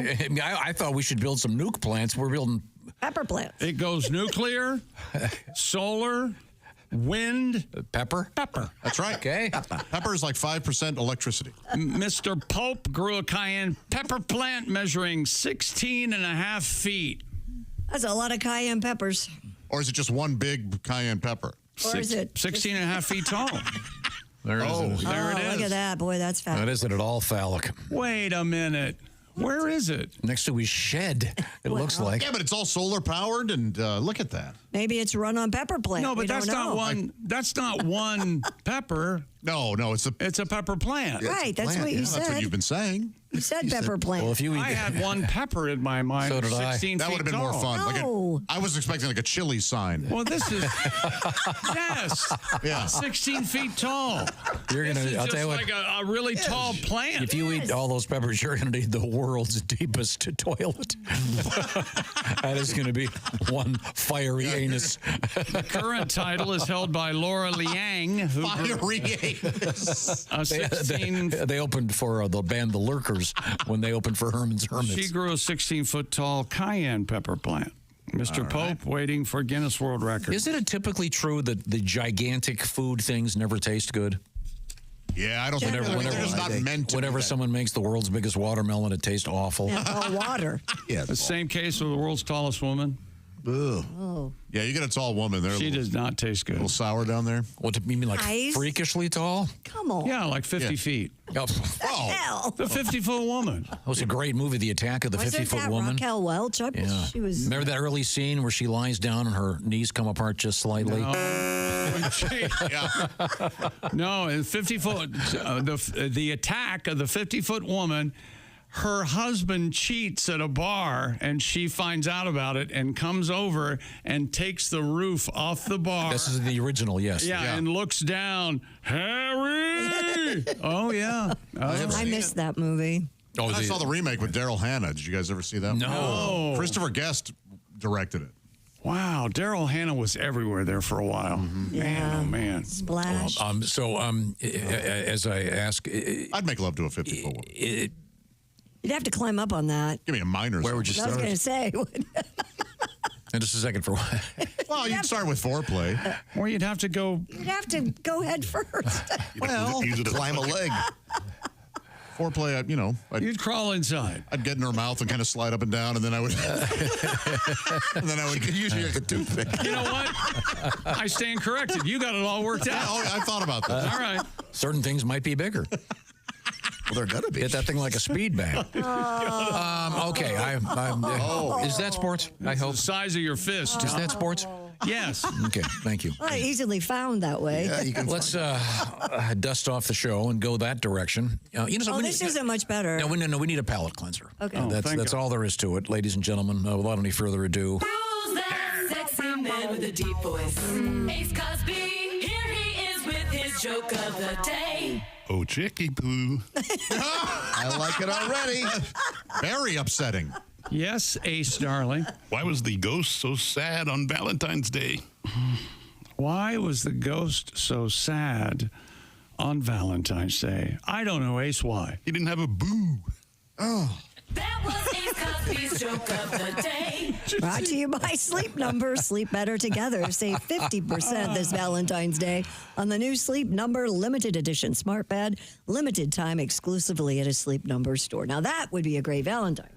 Thank you very much, Ace. Knock, knock. Who's there? Boo. Boo hoo. Why are you crying? Because he heard Jace's joke. Okay. That's the signal to go over that way. The Silac Insurance News Desk. Vagina News is here. The Silac Insurance News Desk stars Christy Lee. What's going on? Some scientists are looking into what the human penis of the future would look like. What's this about? Well, the scientists say the future might bring, Josh, changes to your penis. Changes. The so-called biohacked male members would be able to contain built-in contraception. Here we go. What? And feature dildo-like vibration systems. Really? Yeah. Dildo-like vibrations, yeah. Remember that? Dildo-like those dildo vibrations. I'm picking up excitation. Well, see, I was going with some funky reggae, but I think good vibrations probably a better choice. Excitations. Has anybody ever said that? No. That is one of the greatest songs ever written. I totally agree, but my gosh, they took some liberties with and well worth it. It's called poetic license, and I'm withdrawing yours after this morning's first break. Canadian Was the naked cat thing? Yeah. Oh, he's pissy. Canadian bioethicist George Dvorsky speculates the future. Boy, that guy had to be. Oh, I tell you, women. But that guy's not married with a name like Dvorsky. Oh, what night does he bowl? Yeah. Could include injecting nanobots into the vas deferens to serve as biological toggle switches that could block and unblock the passage of your sperm. Nothing can go wrong now. There is a vast difference between the balls and penis. Yeah, okay. That's true. So they put little robots in your... Nanobots, yeah. And the Mail Online also reports a tiny device could also be implanted to make the penis vibrate, with a company called Cyborgasmics already working to make such a device. Well, the name Cyborgasmics sounds ridiculous. Okay. It sounds like something in the back of a... We're very excited. I think we're the first people to have a picture of the penis of the future. Here Really? Yeah. All right. Oh, There he is. Oh, that's mean. It's a picture of Tom's. Yeah. He's a penis. But look at how happy. We need to make that look more penis-like. Can we put I'm not sure you can. That's a terrible photograph. Like a helmet? Let's see now. The company called Cyborgasmics already is working to make such a device they've dubbed the Lovetron 9000. See, that sounds like it's out of a sci-fi movie. Does. That sounds like a Woody Allen film. No one is going to go to a serious urologist and go, Doctor, I understand that you installed the Lovetron 9000 to make my penis vibrate on its own. That's so stupid. I really don't believe this. Yeah, how would you know if you're getting a phone call or your penis is vibrating? I think I got a text message. Oh, no, it was my penis. Doctor, I don't know if I was thinking. It turned out it was my phone ringing. Stay in touch. My penis has Wi-Fi. What's your code? I have to type it in. What's par for this? I thought my wiener would be connected to the cloud. Also of note, even without purposefully altering genetics, the human penis is already growing longer. Hello. Yeah, but 2023 Stanford University study found the male member has jumped 25% in length over 30 years.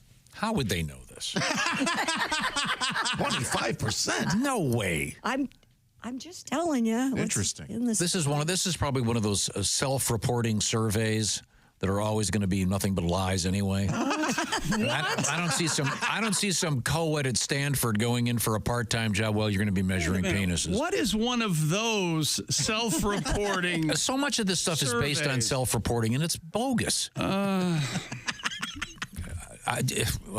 It's really hard to tell people I know you.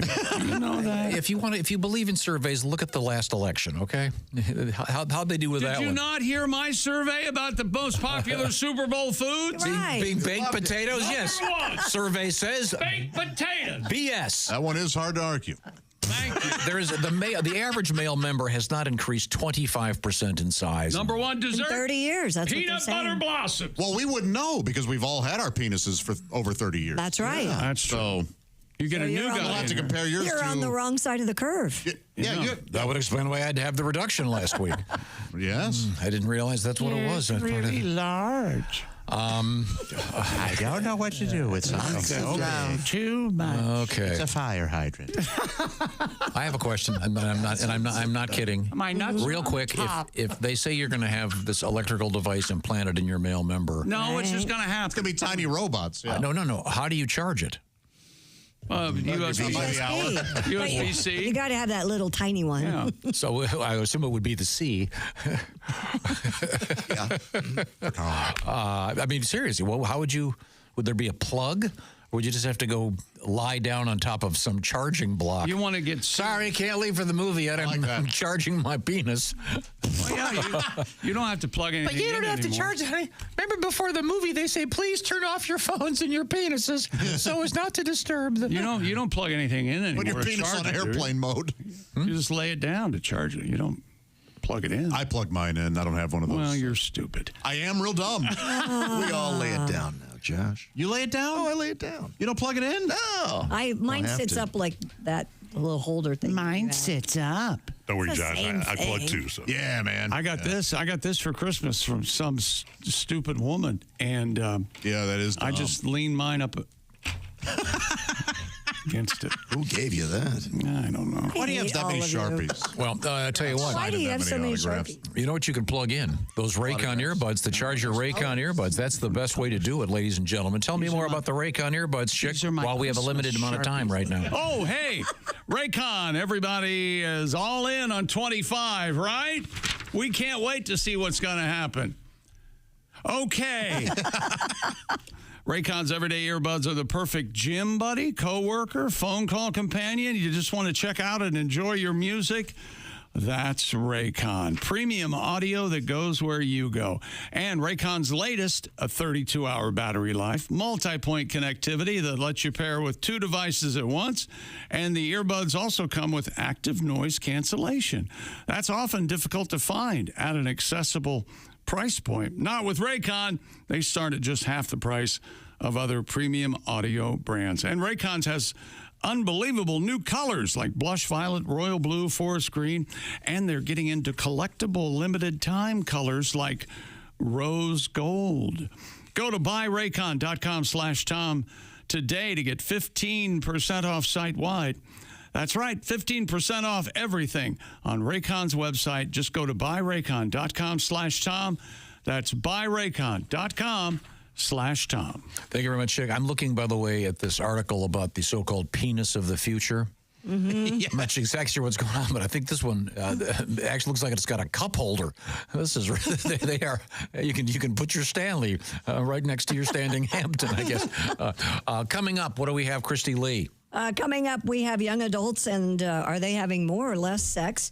We have Krispy Kreme in the news, and we have Puxatawny Phil. We're about ready for the Puxatawny Phil.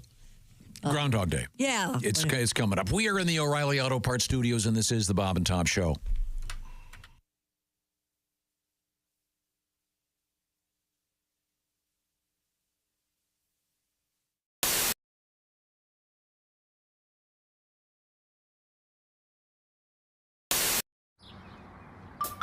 Is that Chick McGee? Why, it sure is. Chick McGee, who knows that an annuity from the folks at Silac Insurance Company means a retirement check in his mailbox every month. Chick works on perfecting his mailbox opening technique. Easy, Mr. McGee. Don't blow that elbow out. Chick isn't quite retired yet. He's just practicing for it. Because one day, Mailbox McGee will be taking his retirement the easy way. SILACINS.com. Silac Insurance Company. Hello there, it's Ed from Ed Septic and Sewage. I'm here at this poor SOB's house. He got quoted $20,000 for a new system. I'm doing that same system for him, $500. I know what you're thinking. Ed, how can you do it so cheap? Well, first of all, this machine, stolen. That saves me a ton of money. Secondly, I'm not licensed or bonded. That saves me tens of thousands of dollars a year. So if you need a cheap septic, call me, Ed Septic. When things get hectic, call Ed Septic at the number below.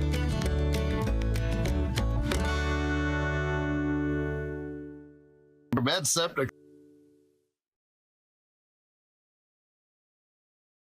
When you become a Bob and Tom VIP member, you get more and less. Wait, what? Which one? Which one is it? More or less? It's both. VIP members get more stuff to hear and less commercials to not hear. So Bob and Tom VIP is a good deal? Yeah, more or less. Hey, looking for the link to sync with Bob and Tom VIP? Yeah? It's right there at bobandtom.com. Scientists used magnetic resonance imaging to measure the activity of the brain's emotional center when listening to a pianist in real time. When listening to a penis in real time. A pianist? I can hear the ocean. When did they change that, by the way? What? It was always pianist growing up. Now it's pianist, isn't it? I've probably growing up. What? Oh, never mind. I saw one on a horse. That was the first time I saw one. And it was like... First time I saw a horse, I thought, my God. And then they also... What's the old joke? No, I said a 5-inch pianist. Yeah. Yeah, something like What? No, what's the joke where the guy's in the bar and there's this little 6-inch kid? What? There's a 6-inch running around tipping over everybody's drinks. I don't want this guy's a 6-inch dick. Oh, that one I've not. Oh, you never heard that one? They listen. No, that's not the joke. You've got it completely wrong. Let me tell you something. That's the joke. Okay? That is absolute. We all know nobody tells a joke like Chick. What the hell's going on? The bartender said. I wished for a 6-inch. I see. Yeah. Right? There's a little guy playing a piano. No, he's not playing the piano. Yeah. No, he's running up and down the bar knocking over drinks. There are two jokes here. He's being a real dick. One is about a 5-inch pianist, and the other is about a 6-inch. Yeah. Oh, as I live in and breathe, ladies and gentlemen. We got a joke told. I'll never forget there. These Dr. Tom Whiskey. these three really little fellas. Yeah, 3 of them. A little tiny. Oh, real tiny. How tiny would you say? They're called little people. And that first one steps up and he goes, you know something? I bet I have the smallest hands in the world. Oh. Wow. Can you use one of your hands to turn your music down? That'd really help us out. Ace, Then for we could God's hear sake, the turn joke. down the music. Not Ace. You ding dong. And so he sends it off to the Guinness Book of World Records people. Uh-huh. And he gets back a letter saying, you, sir, have the smallest hands in the world. It's official. This next little fella. Congratulations. This next little fella, and he's about this big. Yay high. Oh, wow. Yeah, Like up to your knee, Josh. Yeah. This is a small man. very small. He goes, you know, I have the world's smallest feet. So they pack up that letter. They send it off to those Guinness World Record folks. And they send it back a letter saying, sir, you officially have the smallest feet in the world. All right. It's amazing. Amazing. The third fella says, how about I have the world's smallest male member? Oh. So they take some photographs with a ruler and stuff, and they send it off to the Guinness Book of World Record people. And they want to get it validated, and they're all sitting there at the bar, and the mail comes back, and it's got Guinness there on the outside. Oh, this is going to be it. I'm going to be validated to get that record. So the guy, he takes that envelope, he opens her up, and he looks at the thing, and he goes, oh, I have the world's second smallest penis in the world. No. Really? Who the hell is Chick McGee? Okay. All right. Okay. Very nice. I had not heard that. That joke had not entered into any of the jokes. No, it wasn't anywhere We were talking about. Yeah, it was a true story from the Old West. Yes. I mean, Do you want a sample? Where no one knows You want you. a different mic so you can stand yeah, I up? want to stand because I mean, this is a real. Well, you can turn that up into a standing mic if you, You can take that out so of the desire. socket there. It'll. Oh, if I can hold it. Oh, look out. Wait a minute. Now Just take the whole thing out of the stand. Yeah, you can take it out if you. There we go. Going tonight. I'm feeling good. Hey, Chickster, how's it going over there? We have a 30-second snippet of the music. Does this music start? Are you aware of where this starts? Do you have enough intro and? You know, me and old Dino practiced it once or twice, so we might be able to figure it out. All right, well, we'll see. I'm going to have to ride the volume here, make sure I get it right. Ready? Yeah, I think so. Here we go. Oh, boy. No one can hold you down if you really want it. Just steal your destiny right from the hands of fate. Reach for the cup of life because your name is on it. Do you really want it? Do you really want it? 2-E-O. Vida Loca. Go! Living La Vida Loca. Idiots! It's a lay.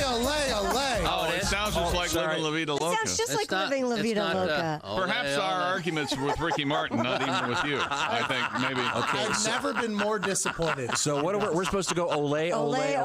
Yes, guys, come on. This is a give and take song. Let's try it again.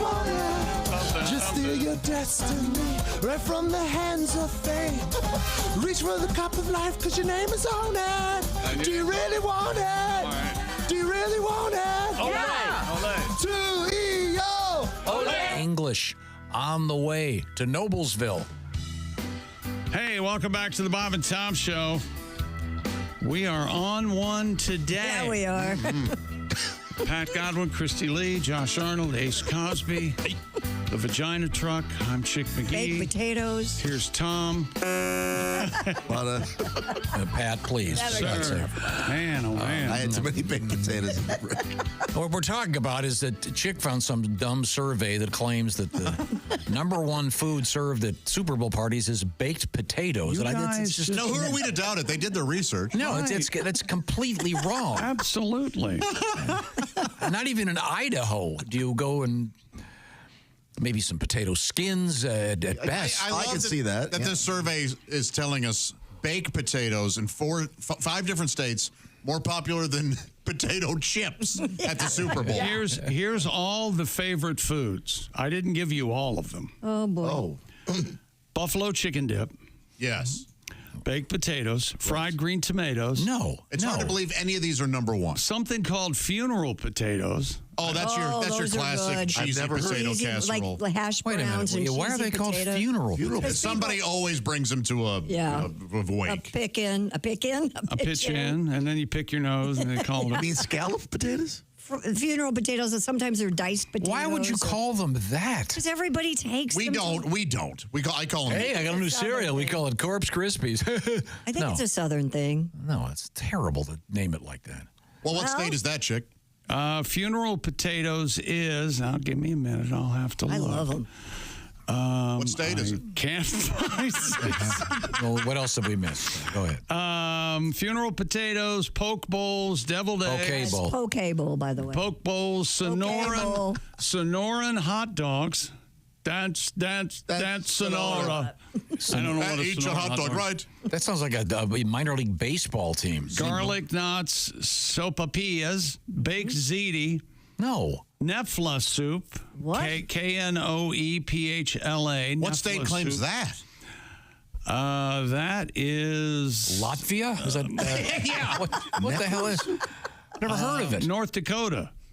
Okay. Well, that might be that Swedish influence there in North Dakota. But that beats gefilte fish. Hot dog, shakshuka. All right. And crawfish etouffee. Boy, that sounds like a crawfish etouffee is Louisiana, of course. Of course. That's shakshuka. Sounds like part of a tongue twister, starring Shaquille O'Neal and a bunch of corn. How many shakshukas can Shaq shuck? If Shaq shucks on a shakshuka. Yeah. And now let's try it with an F, like we're playing the name game. Buffalo chicken dip, Buffalo chicken dip, America's favorite Super Bowl food by a landslide. The spicy cheese dip, the top searched dish in 29 states. I believe that. Searched. Oh, that's different then. Now we know. We're searching baked potatoes? No. How do you... Well, could we get back to... Baked potatoes are the second most popular food for Super Bowl parties by state count. No. You think I made this up? Yes. I don't think you made it up. You did. I think the intern who was assigned to write the article for the Hack magazine... Fried green tomatoes could we get comes back in to the news, third. please? All right. Fine. Well, another survey has revealed young adults are having less sex and are less interested in sex. Conducted by the Institute for Family Studies, the research focused on young adults between the ages of 22 and 34, compared responses from 2024 to the same age group's responses from 10 years earlier.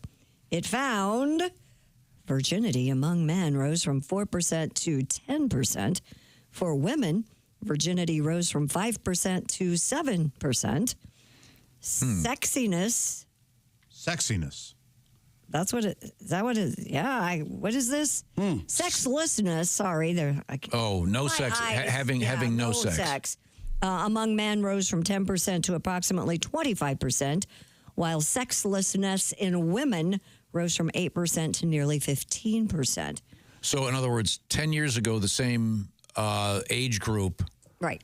was having significantly more intimate activities, if you will. Yes. 35% of male and 30% of female respondents who had not had sex in the last 3 months were not in a sexual relationship at any given time. They are with their phones. Yeah. That's what's going on here. Yeah. That is what's going on. They're not with other people. Right. They have access. Why spend money on a date when Yep. whack it to Instagram? Yep. It's pretty sad, actually. It is a problem. Yes. That's the thing is wrong. These We had damn real women phones. we would dally with them. Them damn phones and them apps and Go out there and be nice to somebody. What's the matter? They're having Try faking that. They're having less sex because Josh's mom moved out of town. That's why. Oh my gosh. I'll have you know, my mother is the hottest woman. Just because she wouldn't take a check from you.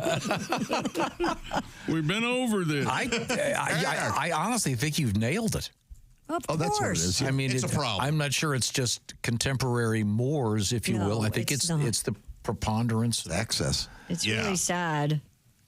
Yeah, it's a real bummer. I agree. You sit down at a table and people go, well, my phone has more interesting things to say than you do. Right. I'm checking out. Everywhere you go, people are on their phones, no matter where it is. Wow. Maybe not church, but That's interesting.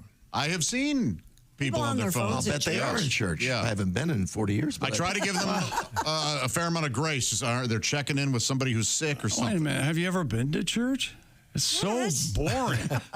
No, when were you at church? You gotta find the right one. Hey, there's a game on here. Hey, Padre. Did you say there's a gay man here? a game on. Game on. Oh. Game on. It's first and goal, for God's sake, Padre. Could you hurry it up? I got a bet on this one. Wrap it up, Padre. We have more news coming up. Okay. So, but the essence of this survey is that there's significantly less activity going on with the younger kids. Yeah, Josh, I think you nailed it.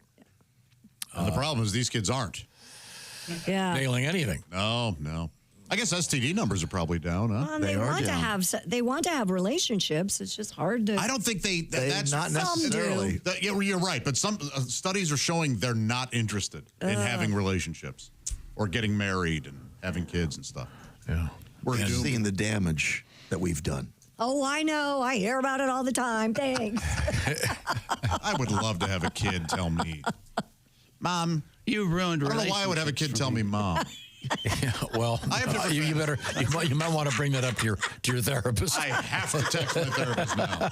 Why do I want to be a mother? It came out so naturally. Yeah, it was just clear to the world. Easy. You want to be a woman. I long to be a mother. Yeah. I want to own a vagina shark. Well, if they do the stage play of Conclave, you could be the surprise ending.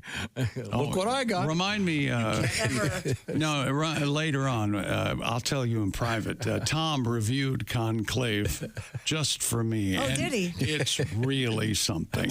What he thinks the movie is. It would really be nice if they had a script. It was one of the best movies I've seen in a long time. Boring, amazing, pointless, politically correct ending. It's a lie. And Coming what up, was the deal with the turtle? I get it. It's slowly. Coming up, we're going to talk with exactly what I said. We're going to talk with comedian Billy Gardell. Looking forward to that. And by the way, Billy is going to be doing a show at a bunch of shows actually at Comedy Off Broadway, Lexington, Kentucky. That'll be tremendous. Tell him not to be a hero, though. Yeah. Coming up February 6th, 7th, and 8th. We're coming right back. These are the O'Reilly Auto Parts Studios, and this is the Bob and Tom Show.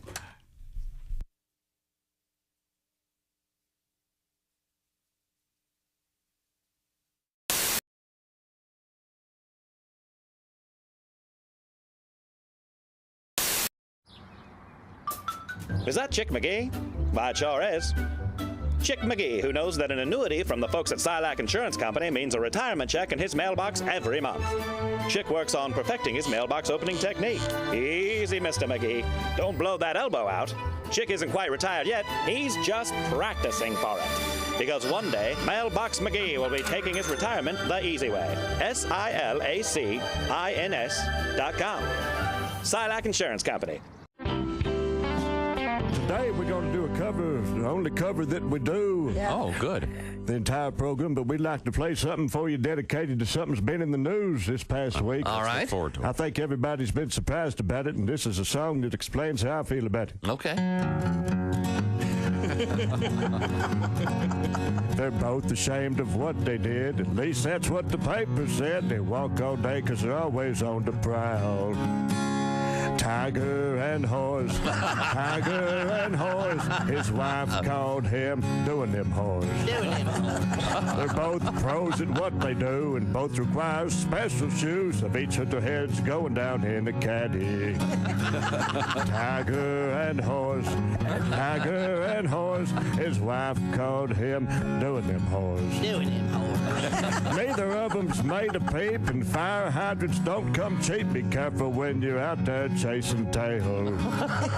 You could wreck your truck and cut your head, but the number one lesson ever said, no matter what you do, don't leave voicemail. Tiger and horse, tiger and horse. His wife called him, and the odds are pretty slim that you won't see him with any more horse. Yay!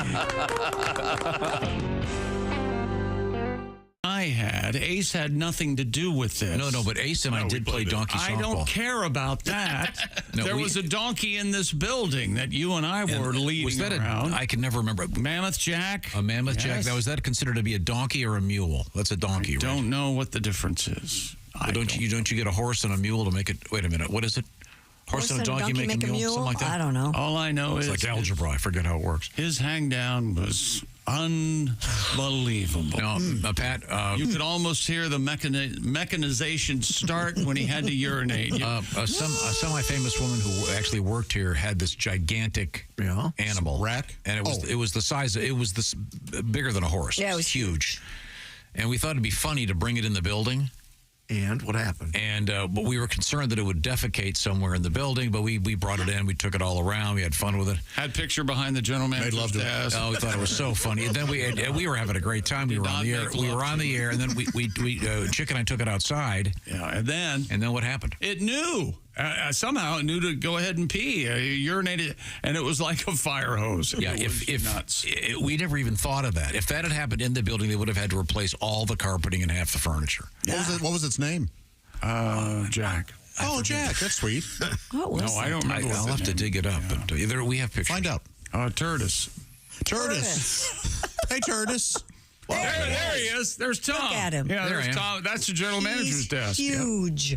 Look at the size of that thing. It's beautiful. Oh, yeah. You really can almost see his dork right there at the back. Oh, yeah. You can kind of see how it's it's real black. He was like a prize mule, I think. Yeah. He's a handsome fella. Yeah. Oh, thank you. Oh, you mean the donkey? Look, Tom, you're wearing the same clothes you're wearing that day. He's got cargo shorts on. Hang on a second. Those shorts? Yeah. No. Same shirt, though. Look at the gut on Griswold. Look at that. Huh? I think the shirt's kind of baggy. Whatever, Tubby. I never knew you were up Whatever, Chunkles. What do you weigh there? About 350? Oh. You're over 3 bills. Look at that. You're easily 350. You guys are totally being mean now. Well, come on. We had to be mean to get him to put the fork down. Save his life. He's got a cow heart, isn't he? So I want to just pause for a moment. You look like you ate Bob. I'm all the way in the back of the office. That photograph above the donkey on the upper right. That's a hockey team, Josh. I don't know if you can see. Every guy in that hockey team had a huge mullet. Mm-hmm. It was that era. Yeah. And visual and boring. And the now, donkey. wait a minute. You're saying that was a hockey team, and they all had the same haircut, and they. Well, unfortunately we don't have that. A mullet. Is that desk still in the building? Is that desk still in the building? I mean, this is bad off the air talk. Yeah. We're off the air. I walk out. I'd be down the highway. Now, Josh. Here's why I like soccer now. I love to see our soccer team lose, not because I'm against them, but because I love to see the look of disappointment in all these fake bandwagon fans. I was in the airport when Landon Donovan and the boys lost. And people were in the airport crying. And, we're just so proud of them. We love our soccer team. Really, name 3 players. How true? Just say you like soccer. First of all, we shouldn't even have a soccer team. We should have soccer players, but our national team's only function should be to go to other countries and allow them to stomp us because they can't beat us in anything else. Mm-hmm. We go to every other country. We take their best athletes in all their other sports. Soccer is the only thing they still have a shot at beating us in. Why would you steal that country's joy? We still have fun. We still have porn and other things that make us happy. Yeah, a tremendous sport. Yeah. These other countries, all they have is that. And the last thing they want to do is lose to somebody they hate in the sport they perfect. How pissed would you be if the Lakers lost to Al Qaeda? Like, you understand?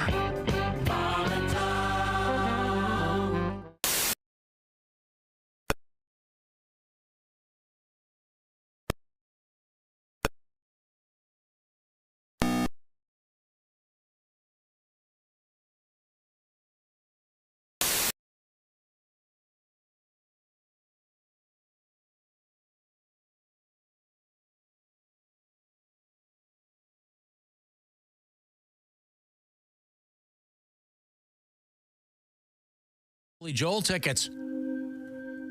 Hey, welcome back to the Bob and Tom Show at the Silac Insurance News Desk. It's Christy Lee. Yeah. There's Pat Godwin. Hello. There's Josh Arnold. Put a sock in it. He's at the I Hate Steven Singer sidekick chair. Oh, I like this groove. Ace Cosby. Hey, bet you do. I'm Chick McGee at the O'Reilly Auto Parts Studios. Think O'Reilly Auto Parts for all your car care needs. Get the parts and service you need fast from the professional parts people at O'Reilly Auto Parts. Here's Tom. Hi, Tom. Let me tell you about Texas Radio and the Big Beat. Who are they? That's a quote from Jim Morrison from L.A. Woman. The same groove there. Oh, you never heard that song? Oh, 60 years ago. I've heard of L.A. Certainly heard of L.A. Woman. Yeah, I didn't Great, know. from the album. It's a classic. Welcome back to the Bob and Tom program, where today we have nothing but lies from Chick McGee. He has some phony survey that says the most served food at Super Bowl parties is baked potatoes. You can't argue. Some states. You can't argue with... No, in no states. You can't argue. Not even with in Idaho. Surveys. I'm arguing with surveys. They're usually No, wrong. it's Washington, Oregon, California. Have you ever been surveyed? Montana, huh? You ever been surveyed?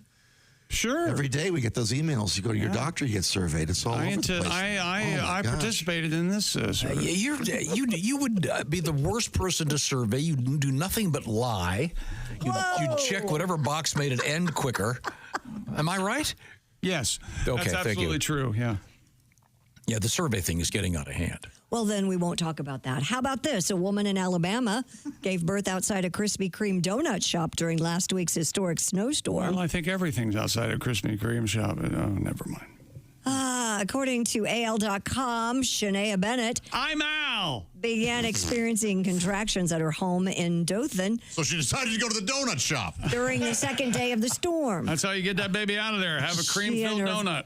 Family braved icy road conditions and were about a mile from the hospital when Ms. Bennett started to give birth in the car.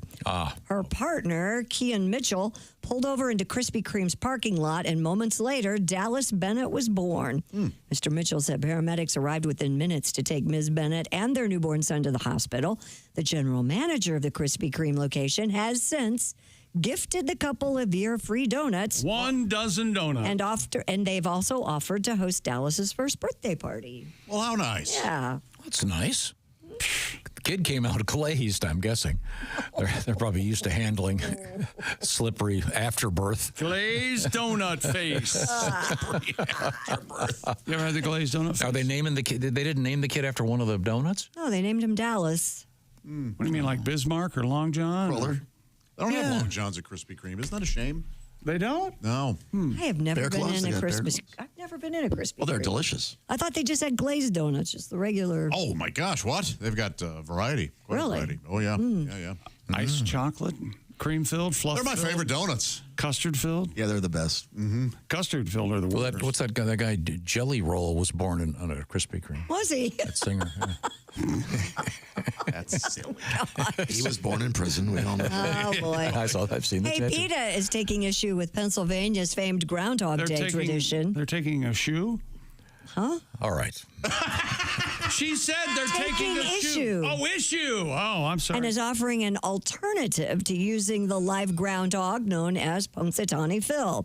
According to CBS News, the animal rights organization tries every year to convince the Punxsutawney Groundhog Club to let Phil retire and replace him with some other way to predict the weather. Hey, PETA, shut up. This year... I mean, Punxsutawney Phil probably has a better house than we do. I think he's all right. He probably has this great life. I've got, 3 squares a day. I go out and I make my appearance in February. Yeah, the guy works 1 day a year. And I go back in the hole. I love my hole. He doesn't have to worry about bobcats and other things that normal groundhogs have to worry about. Have you been out there? It's a jungle out there. He's got a bunch of drunks in top hats. This year, PETA suggested a gender reveal style vegan cake. That would be blue to signify more winter and pink for an early spring. What color was mind your own business? Is that a color? PETA said Hey, PETA. They would provide the cake every year in exchange for letting Phil and his family retire to a reputable sanctuary. Now, Pat, you're vegan. Is vegan cake any good? No. Oh, okay. Well, you didn't say Phil had a family. A fine-looking family is what I've heard. Phil has a fine-looking family? Phil has a fine-looking What are there, 5 of them? Five in the family, yep. He's got a filly. Phineas. Frank. Yep. Oh, yeah. Ferdinand. Fred. No. Foster. Phyllis. Filadio. Phyllis, the old lady. Filadio. Filadio's their Italian He's the cousin. one with the short teeth. Filadio. No teeth. Yeah. Oh, it's pronounced Filadio, I'm being told. And the Colorado Supreme Court has ruled that elephants are not human. That's not a real. Wow. You know what? Thank you, Colorado Supreme Court. The ruling from the state's highest court is in response to a lawsuit from the Non-Human Rights Project, which argued that 5 elephants from the Cheyenne Mountain Zoo in Colorado Springs 5 elephants should be able to pursue a habeas corpus petition, a long-held process that's mainly for prisoners to dispute their detention. The Colorado court said that while elephants do not have the standing to bring a habeas corpus claim because they are not human, the decision does not turn on our regard for these majestic animals.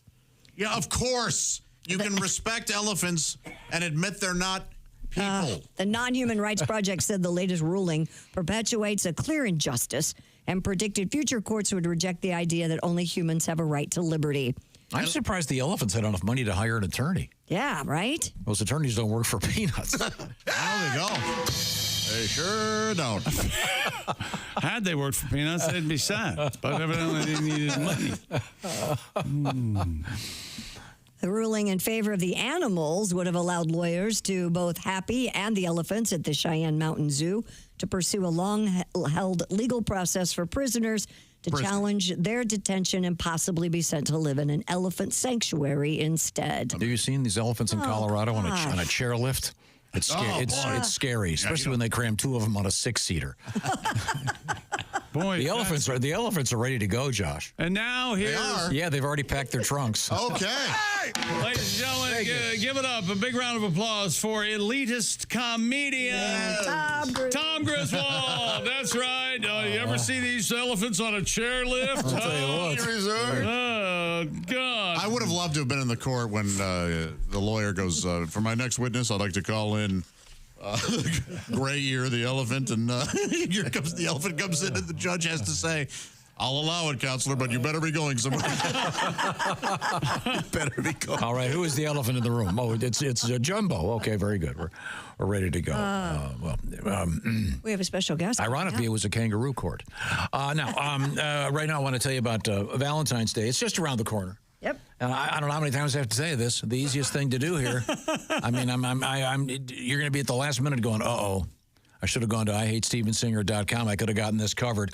For example, that beautiful gold dip rose right over there. You can get those. IHateStevenSinger.com. Only place you can get them. And this year it's a gorgeous kind of peacock teal color with a little sort of a hint of the Caribbean. These are $79. They come in a beautiful box and they are ready to rock. And they're shipped for free. Maybe you're thinking jewelry. Can't go wrong with jewelry. Nope. Maybe you're thinking a rose with a nice bracelet dangling from it. This is the 1-2 punch.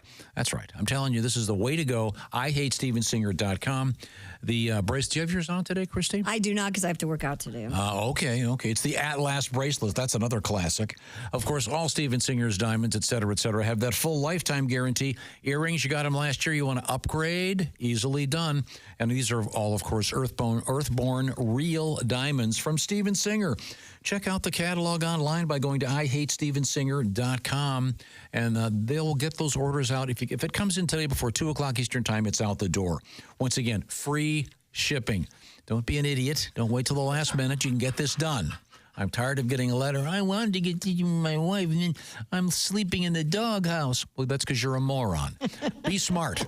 Go to IHateStevenSinger.com. Tell him the chick from the Bob and Tom Show sent you. Hey! And he was extremely hostile. Okay. Coming up, we're going to talk with comedian Billy Gardell. He's got a new project out there, and he's going to be on his way to Lexington, Kentucky for some live shows. We are in the O'Reilly Auto Parts studios, and this is the Bob and Tom Show.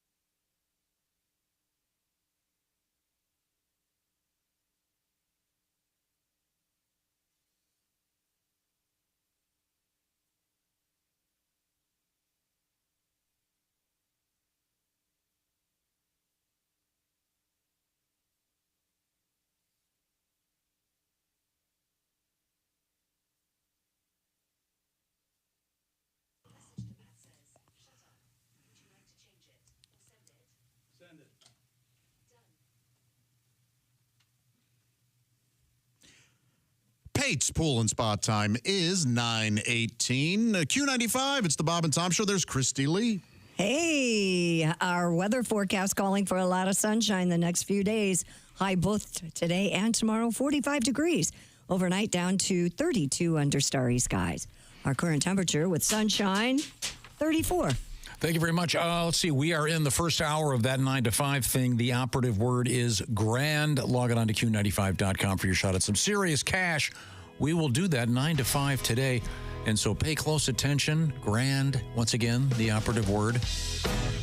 Hey, welcome back to the Bob and Tom Show. There's Christy and Pat and Josh Arnold at the I Hate Steven Singer sidekick chair. It's a new year. That means a new rose. Steven Singer Jewelers brand new 24-karat gold rose is peacock teal. Get it before they sell out.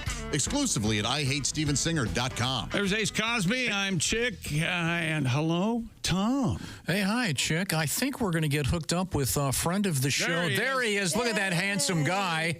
No mustache. It's Billy Gardell. Hey, Billy, how are you, sir? Well, hello, gang, and hello, Tom. What a nice treat to see you guys again. Thank you for having me on, man. Yeah, there's no more mustache. After the show ended, my wife was like, after Bob Hart's show ended, my wife was like, all right, I'm done kissing the cactus. Get rid of it. All right. And you are truly looking good. You've slimmed down, become the fit version of Billy Gardell several years ago now. Yeah. I went from a young Jackie Gleason to an old Paul Newman. Yeah, good move.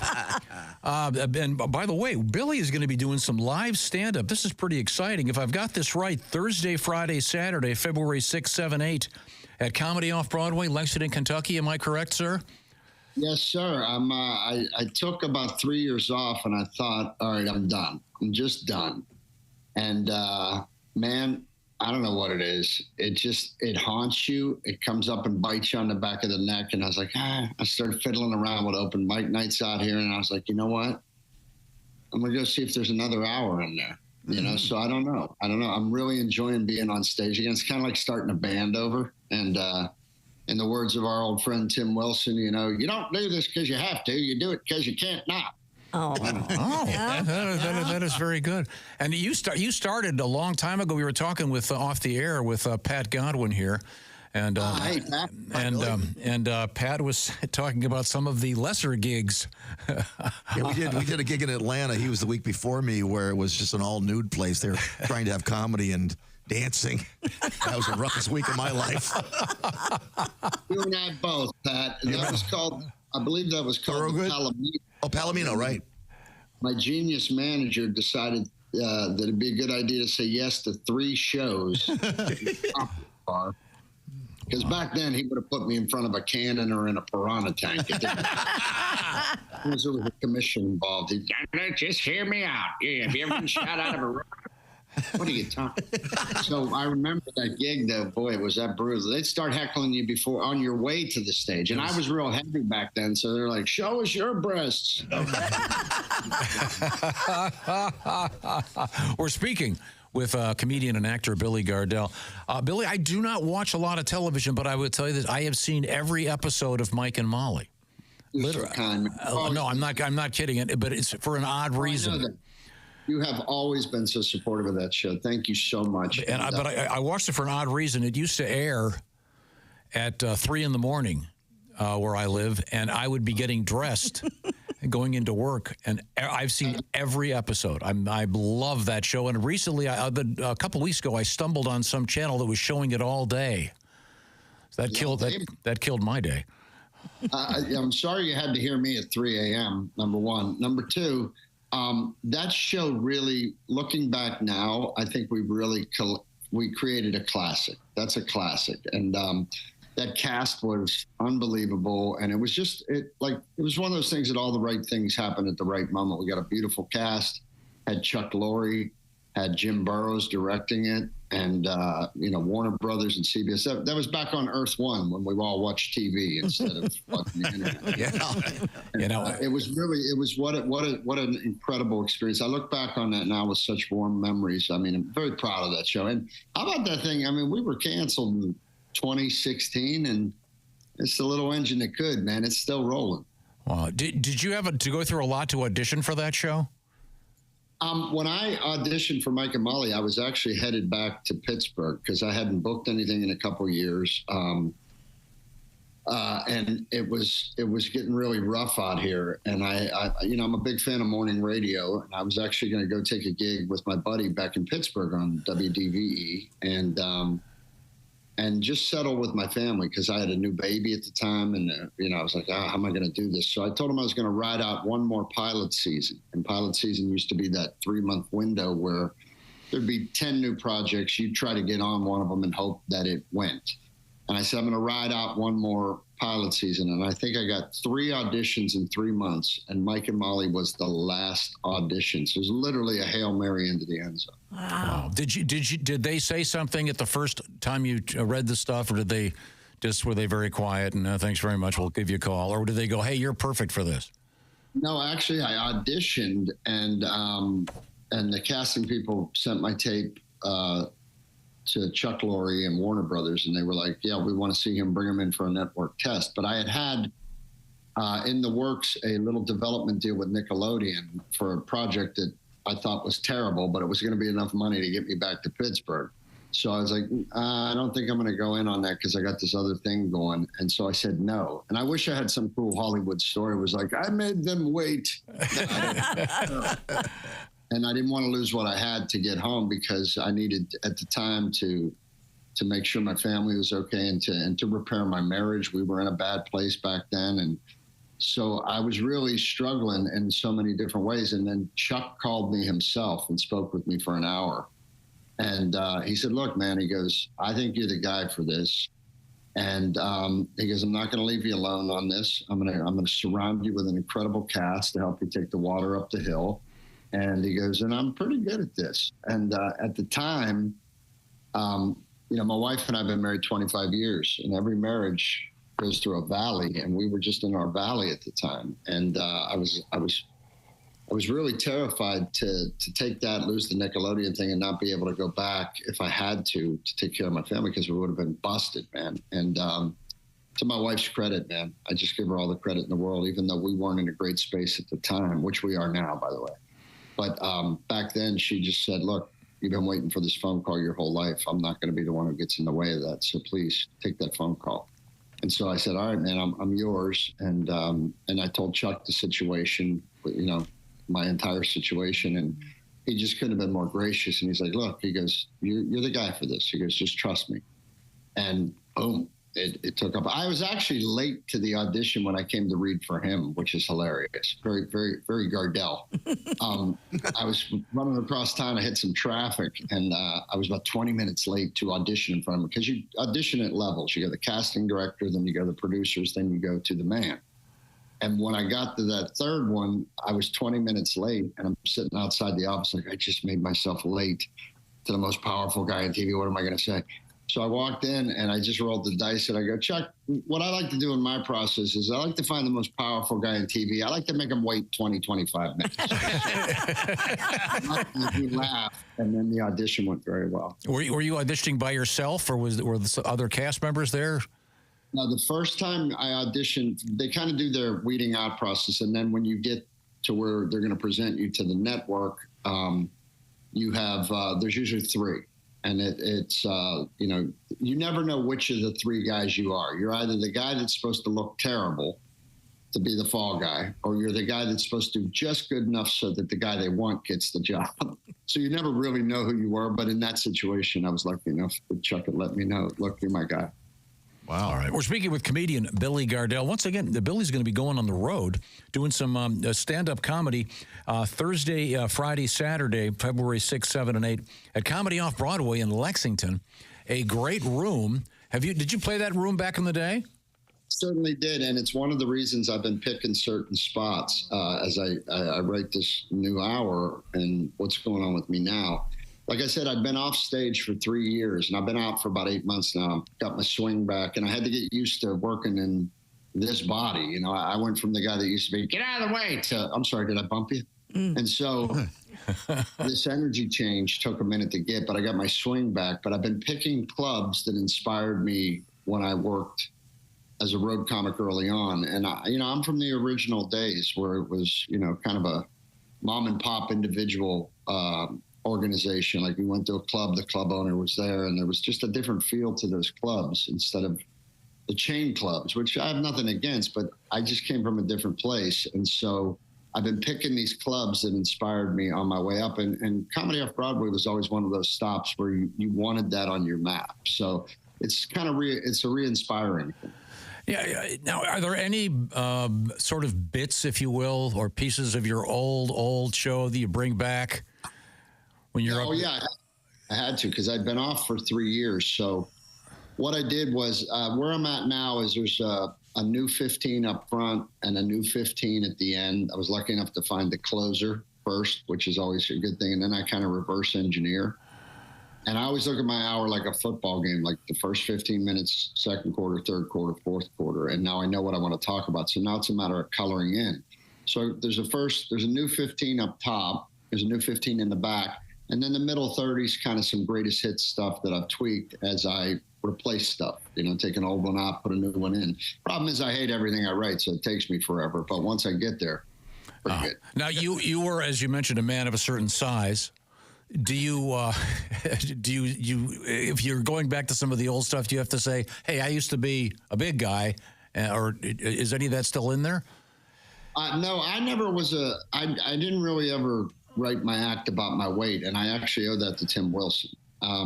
Tim said, acknowledge it, you're big, and move on, son. So what he was telling me was, don't trap yourself into self-deprecating humor. Like, acknowledge it, and then move on and start writing about things that connect us, themes that we can all agree on. And where my hour is now, the first 15 is about getting healthy, and then the second 15 now is about my wife and I making it to the sweet spot and surviving 25 years of marriage to where we're really in a great place. And then the third quarter of my act is, I have a 21-year-old, and I think it's important for these kids to know that there's an adult rooting for them instead of just ripping them to shreds about how they don't do anything right. And I love how we have no accountability for the way kids are today. I mean, we raised a generation of house cats, and now we're mad at them. So I'm rooting for these kids. And then the last 15 minutes is really a love letter to my father. All right. That's great. With respect to your health, and you're obviously slim and fit, are you an exercise guy, or do you walk? I still hate exercise. The Hulk is still in here, too. I'll be cutting up a carrot and just hear, pizza! I'm like, no, we're not doing that. So it's a mental shift. I think anything you change in your life is between your ears. So the fun is in the evolution and writing about the evolution. Does that kind of make sense? Yeah. And then are you, I've just been handed this, apparently you're involved in this Las Vegas casino movie. What is this? Tell me about this. What's it called? It's called The Vortex, and it's there was a fire at the MGM casino in 1980, and nobody ever can figure out. They couldn't figure out how it got started. So a friend of mine wrote the script that is, and he's an independent filmmaker, and it's kind of got a Tarantino feel to it in the way of this might have been what happened, and there's a spiritual element under that. I play this house comic in the 80s in this casino, but it's not about being on stage. It's just about that happens to be his job. But he also has a gambling addiction, and to kind of put himself in denial about that, he kind of works as the local. He's kind of a therapist to all the nuts in this room, and then a couple things happen that help him change or make a crossroads of, is he actually going to give up his addiction and what it would take? And it kind of connected to this might have been what happened with the fires. So it's a very interesting little film. And the reason I did it was, it was an indie film. So, like no money. We did it on a shoestring. Like, I went from craft service that had, like buffalo shrimp and ice sculptures to, do you want an orange? Those pieces that I think you have to do as an artist if you want to show yourself in a different light. And this little film afforded me that opportunity. And they're doing something really cool with it. Nowadays it's so hard to get a little movie into theaters nowadays. It's got to be a big, epic, sweeping thing, which is great. But what we did with this is we did a limited run right now in 5 cities. We're going to do, and they're just week-long runs in those little art house theaters. And it's going to be like, I think we're doing Los Angeles, Pittsburgh, Chicago, Orlando, and one other one. Chicago's in March, but the rest of them are February 14th through the 21. And from that, they're hoping to have like a little grassroots swell and hopefully get it onto Netflix or streaming service, something like that. But in the meantime, I wanted to be able to showcase myself as being able to do something different. You really have to kind of paint the new thing you want to do to show them you can do it before they let you do it. So I'm trying to get into the dramatic side of acting, and I think this might give me a little push. All right. The Vortex is the name of the film. Once again, Billy Gardell on stage again. And he's working on, as they say, working on his new hour, which apparently is complete. All 4 quarters. They'll be scoring in all 4 quarters. And you can see Mr. Gardell, once again, at among other places, Comedy Off-Broadway, Thursday, February 6th, 7, and 8. Those will be great shows, Billy. Thanks for your time. Glad you're doing so well. Congratulations on the success of your marriage. I can tell it's very important to you. And your son doing well? That's great. He is, man. He's up in college. He's studying film and cinema. I think he wants to run away to the circus like I did, so I'm rooting for him.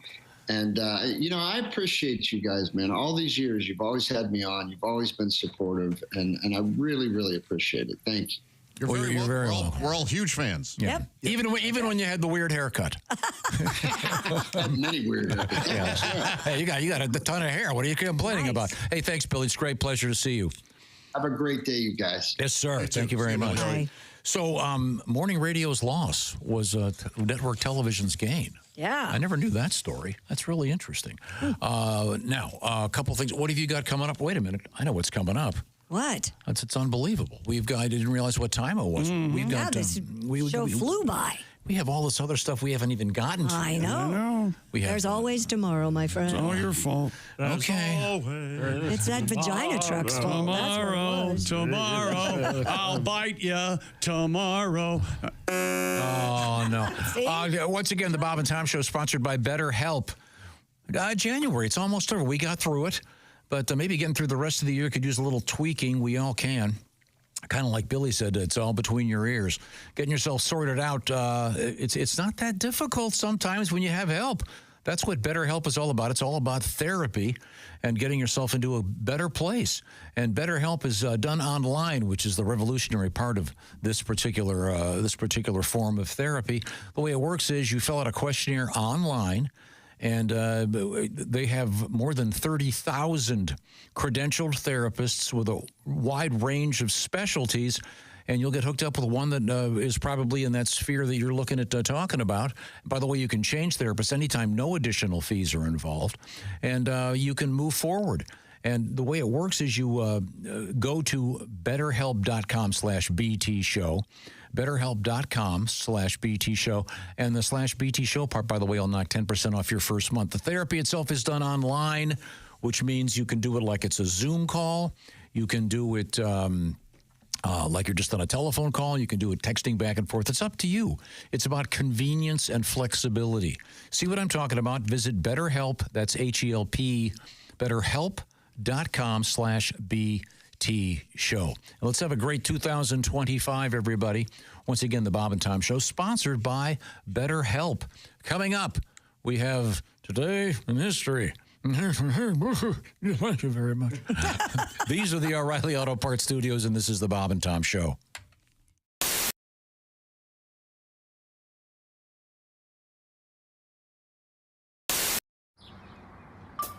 Is that Chick McGee? Why, it sure is. Chick McGee, who knows that an annuity from the folks at Silac Insurance Company means a retirement check in his mailbox every month. Chick works on perfecting his mailbox opening technique. Easy, Mr. McGee. Don't blow that elbow out. Chick isn't quite retired yet. He's just practicing for it. Because one day, Mailbox McGee will be taking his retirement the easy way. SILACINS.com. Silac Insurance Company. The best comedian. Tim Allen is here. He goes, oftentimes, you hear this a lot. Yeah, oftentimes the technology they learn here at the race is translated into your family car. Uh-huh. And I went, yeah, right. This year, the Chevy's offered the Indy Celebrity, a 900 horsepower celebrity wagon. So I'm like, gosh, George, this thing's really got some pickup, doesn't it? I got to the kids to school in about 6 seconds. We're having lapping practice next week with all the other girls' PTA. She's running the Offie. I'm doing the Buick. And Betty's got the Chevy High-Tech. I pulled the trailer right out from under the boat, George. This baby's got some guts to it. Love Sears. Do you? It's a Craftsman tool department makes my nipples rock hard. She always figured we should grunt like pigs. The little primates you are. Don't speak to your mother. You grunt like the pigs you are. Ever try to take a steak away from your husband? Here, honey. We're trying to grab meat from a man while we're just like dogs. I like going through the house rewiring stuff. That's my favorite thing. And those big tool belts. Yeah. 2 cordless Makita drills hanging low. But you gotta know how to wear it, otherwise your butt crack shows. You know what I'm saying? Hey, what is that? A pencil holder over there, Bob? I'm gonna hike that up. I got some spackle. I'll figure out that butt crack. I got some DAP butt crack filler putty back here. I'll just fill that crack right in there, Bob. I got kids eating food in this kitchen. Get out of here. Go to Miner Me a Dovetail out there or something, Bob. I just cruise around my house like Bob Vila, with a bad headache.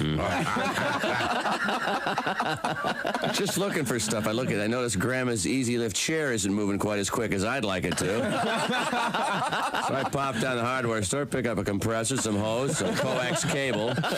I wire that sucker up. I forget Grandma lost some weight in the years I look at it. Got the 140 pounds a little too high, isn't it, Grandma?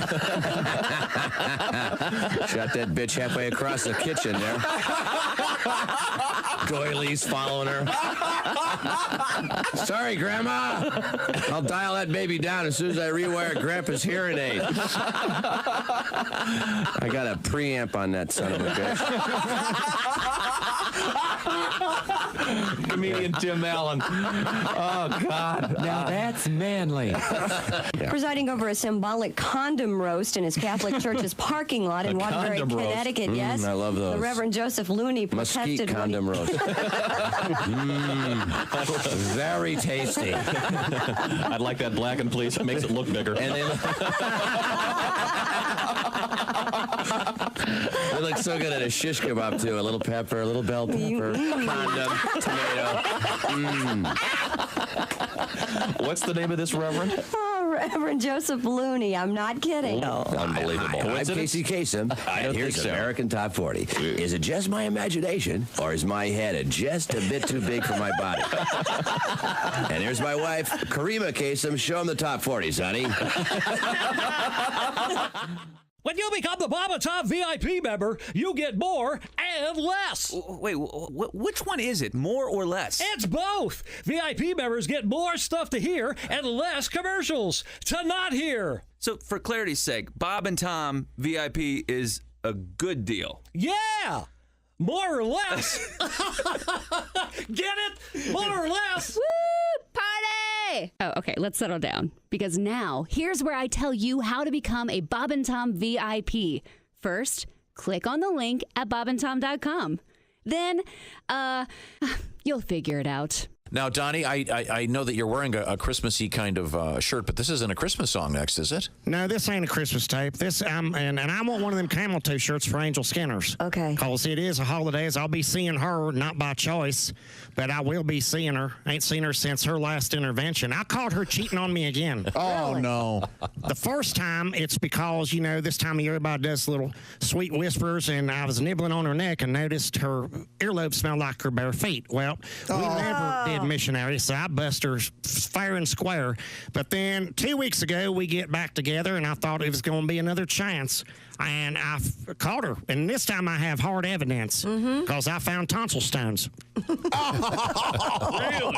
In her panties. Oh, boy. Not just 3 or 4, chick. I'm talking enough to make a decent trail mix with. yeah. Oh, jeez. So I was like, it's been going down on you, John Coffey from the movie Green Mile. I swear to God.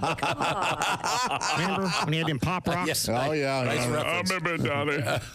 Well, Donnie, so that explains exactly what this song is about.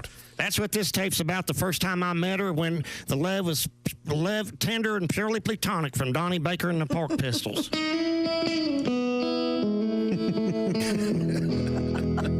my God. Is he gonna cry?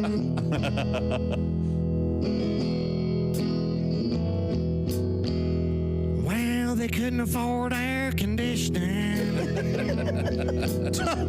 So she never had company. Her own man worked for organs, so at least she was bug-free. At the start, sort of changed later. I miss her. I miss how even her air fresheners in the car smell like white rain. I swear to God. Her dad went to work that night now. I'll never forget it. February 8th at Lucas Oil. You know Sting's real name? I do. Gordon Sumner. That is not true. What is his real name? Frank Wilson. It's Jacob Beeman. Jacob Beeman. That's false. Where Sting comes from. Okay. Welcome back to the Bob and Tom Show. Well, if you haven't listened to today's show, you have missed quite the presentation. I got to tell you. Some have called it unacceptable. Yeah. If we were reviewed, it would just be one word. No. If they were fact checking your stupid survey about Super Bowl food. Baked potatoes, #1 food in America. No. No Super Bowl party should go without. Well, I'm having a baked potato for lunch. That's for damn If you're not serving baked potatoes for Super Bowl, you're missing the boat. Okay. Let's see now. Do you guys eat the jackets? Yep. Yes. Oh, yeah. Makes your hair curl. Makes your hair curl. I do too. Do you, Tom? I like them crunchy with a lot of salt on Do the you like outside. a twice baked potato? I do. Very They can much. be very delightful. Wait a minute. Guess who doesn't eat sour cream or butter on their baked No, potato? I do now. I've moved up. What about the Molly McButter? I still have Molly McButter. Yes. Criminy. I looked at that when I was packing some stuff up, and I thought, should I keep this? I go, yeah, I better. She'd come to lunch and have Molly McButter in her purse. Yeah, I did. Good for you. Mm-hmm. Yeah. You've got a lot of living to do. Oh, don't talk to me You like about what it. you like and you want it? Yeah. Does Wendy still have baked potatoes? Yes. Yeah. Okay. All right. But they're not the #1 food of the Super Bowl party. Yes. Sorry. They are, according to this survey. The survey by and for idiots. Let's move forward here. Well, that explains how I Maybe found they it. surveyed one person in every state. Yeah. Okay. I'm the person that participated. Time to review. We got some religious history in this today for you, Chris. Now,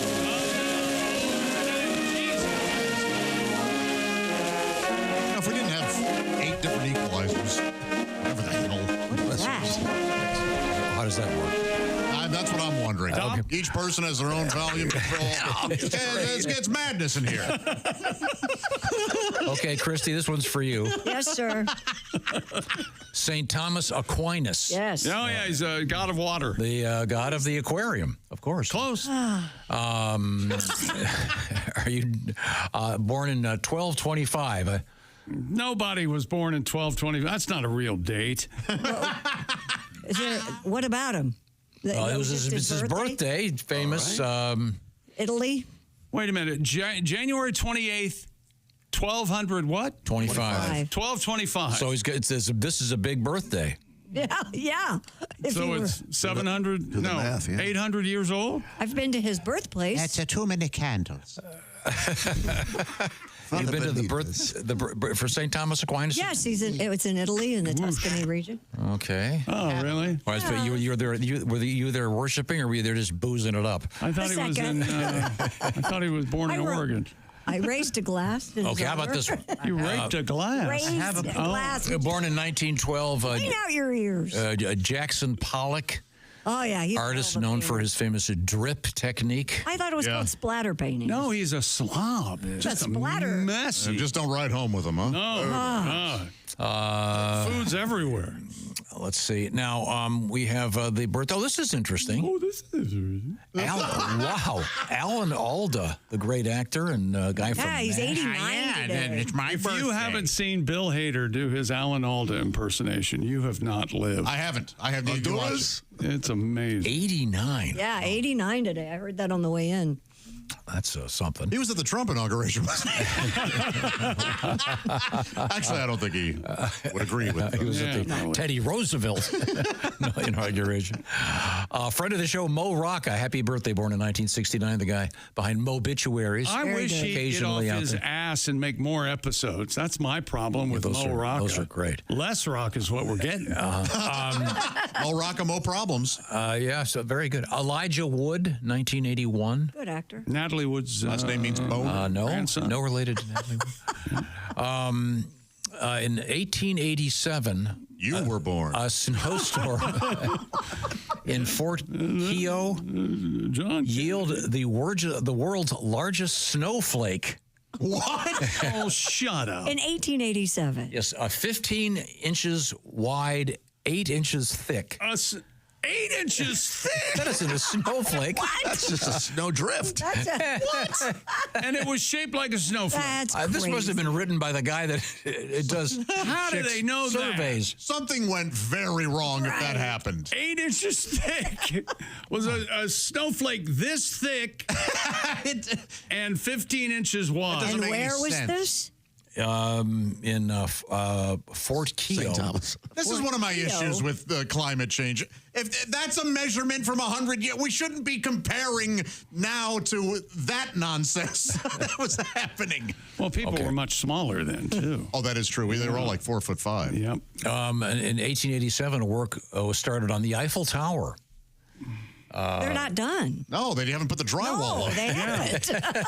I don't know why they don't drywall that. Exactly. It looks like hell. They're going to finally finish it.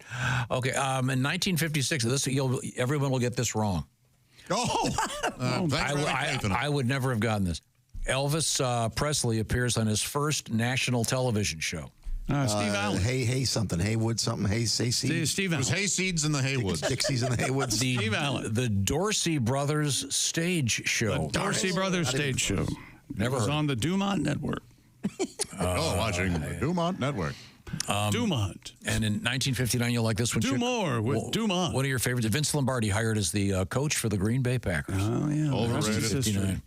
Why is the trophy called the Lombardi Trophy? It's named after him. Named after him. One of the greats. One of the greats of the early days. Well, still, I mean, he was only one coach for one team. The Lombardi Trophy goes to the winner of the Super Bowl. She knows nothing about football. Wow. Zero. Less than nothing. There's a vacuum over there about football. What would you? When you walk by, you're sucked in. Would you name it the Potato Trophy after the number one? Do you know who the defensive coordinator of the New York Giants was in 1957? Tom Landry. That's right. You know who the offensive coordinator was for the Giants? Vince Lombardi. They don't call it the Landry Trophy. How about that coaching staff? Kill her. Get rid of this woman. Landry. Christy has a point. In 1985, recording artists gathered together to record We Are the World on this date. Oh, I watched that documentary. That was something. Michael Jackson, Lionel Richie, Cyndi Lauper, Huey Lewis, Kenny Rogers. Well done, guys. He brought the chicken. You really solved it. And Dan Aykroyd, oddly enough. Poser. The Blues brother. Aykroyd? Aykroyd was there. You wouldn't have had We Are the World without Aykroyd. Are you kidding me? No. You wouldn't have had We Are the World without Cyndi Lauper. She's the star. Well, you're right about She is the star. She's crazy. Who brought the Coke? I forget. Cyndi Lauper. Thank you very much. We appreciate your. This is my real voice. Indulging us today. I have eczema. We are in the O'Reilly Auto Parts Studios. This is the Bob and Tom Show.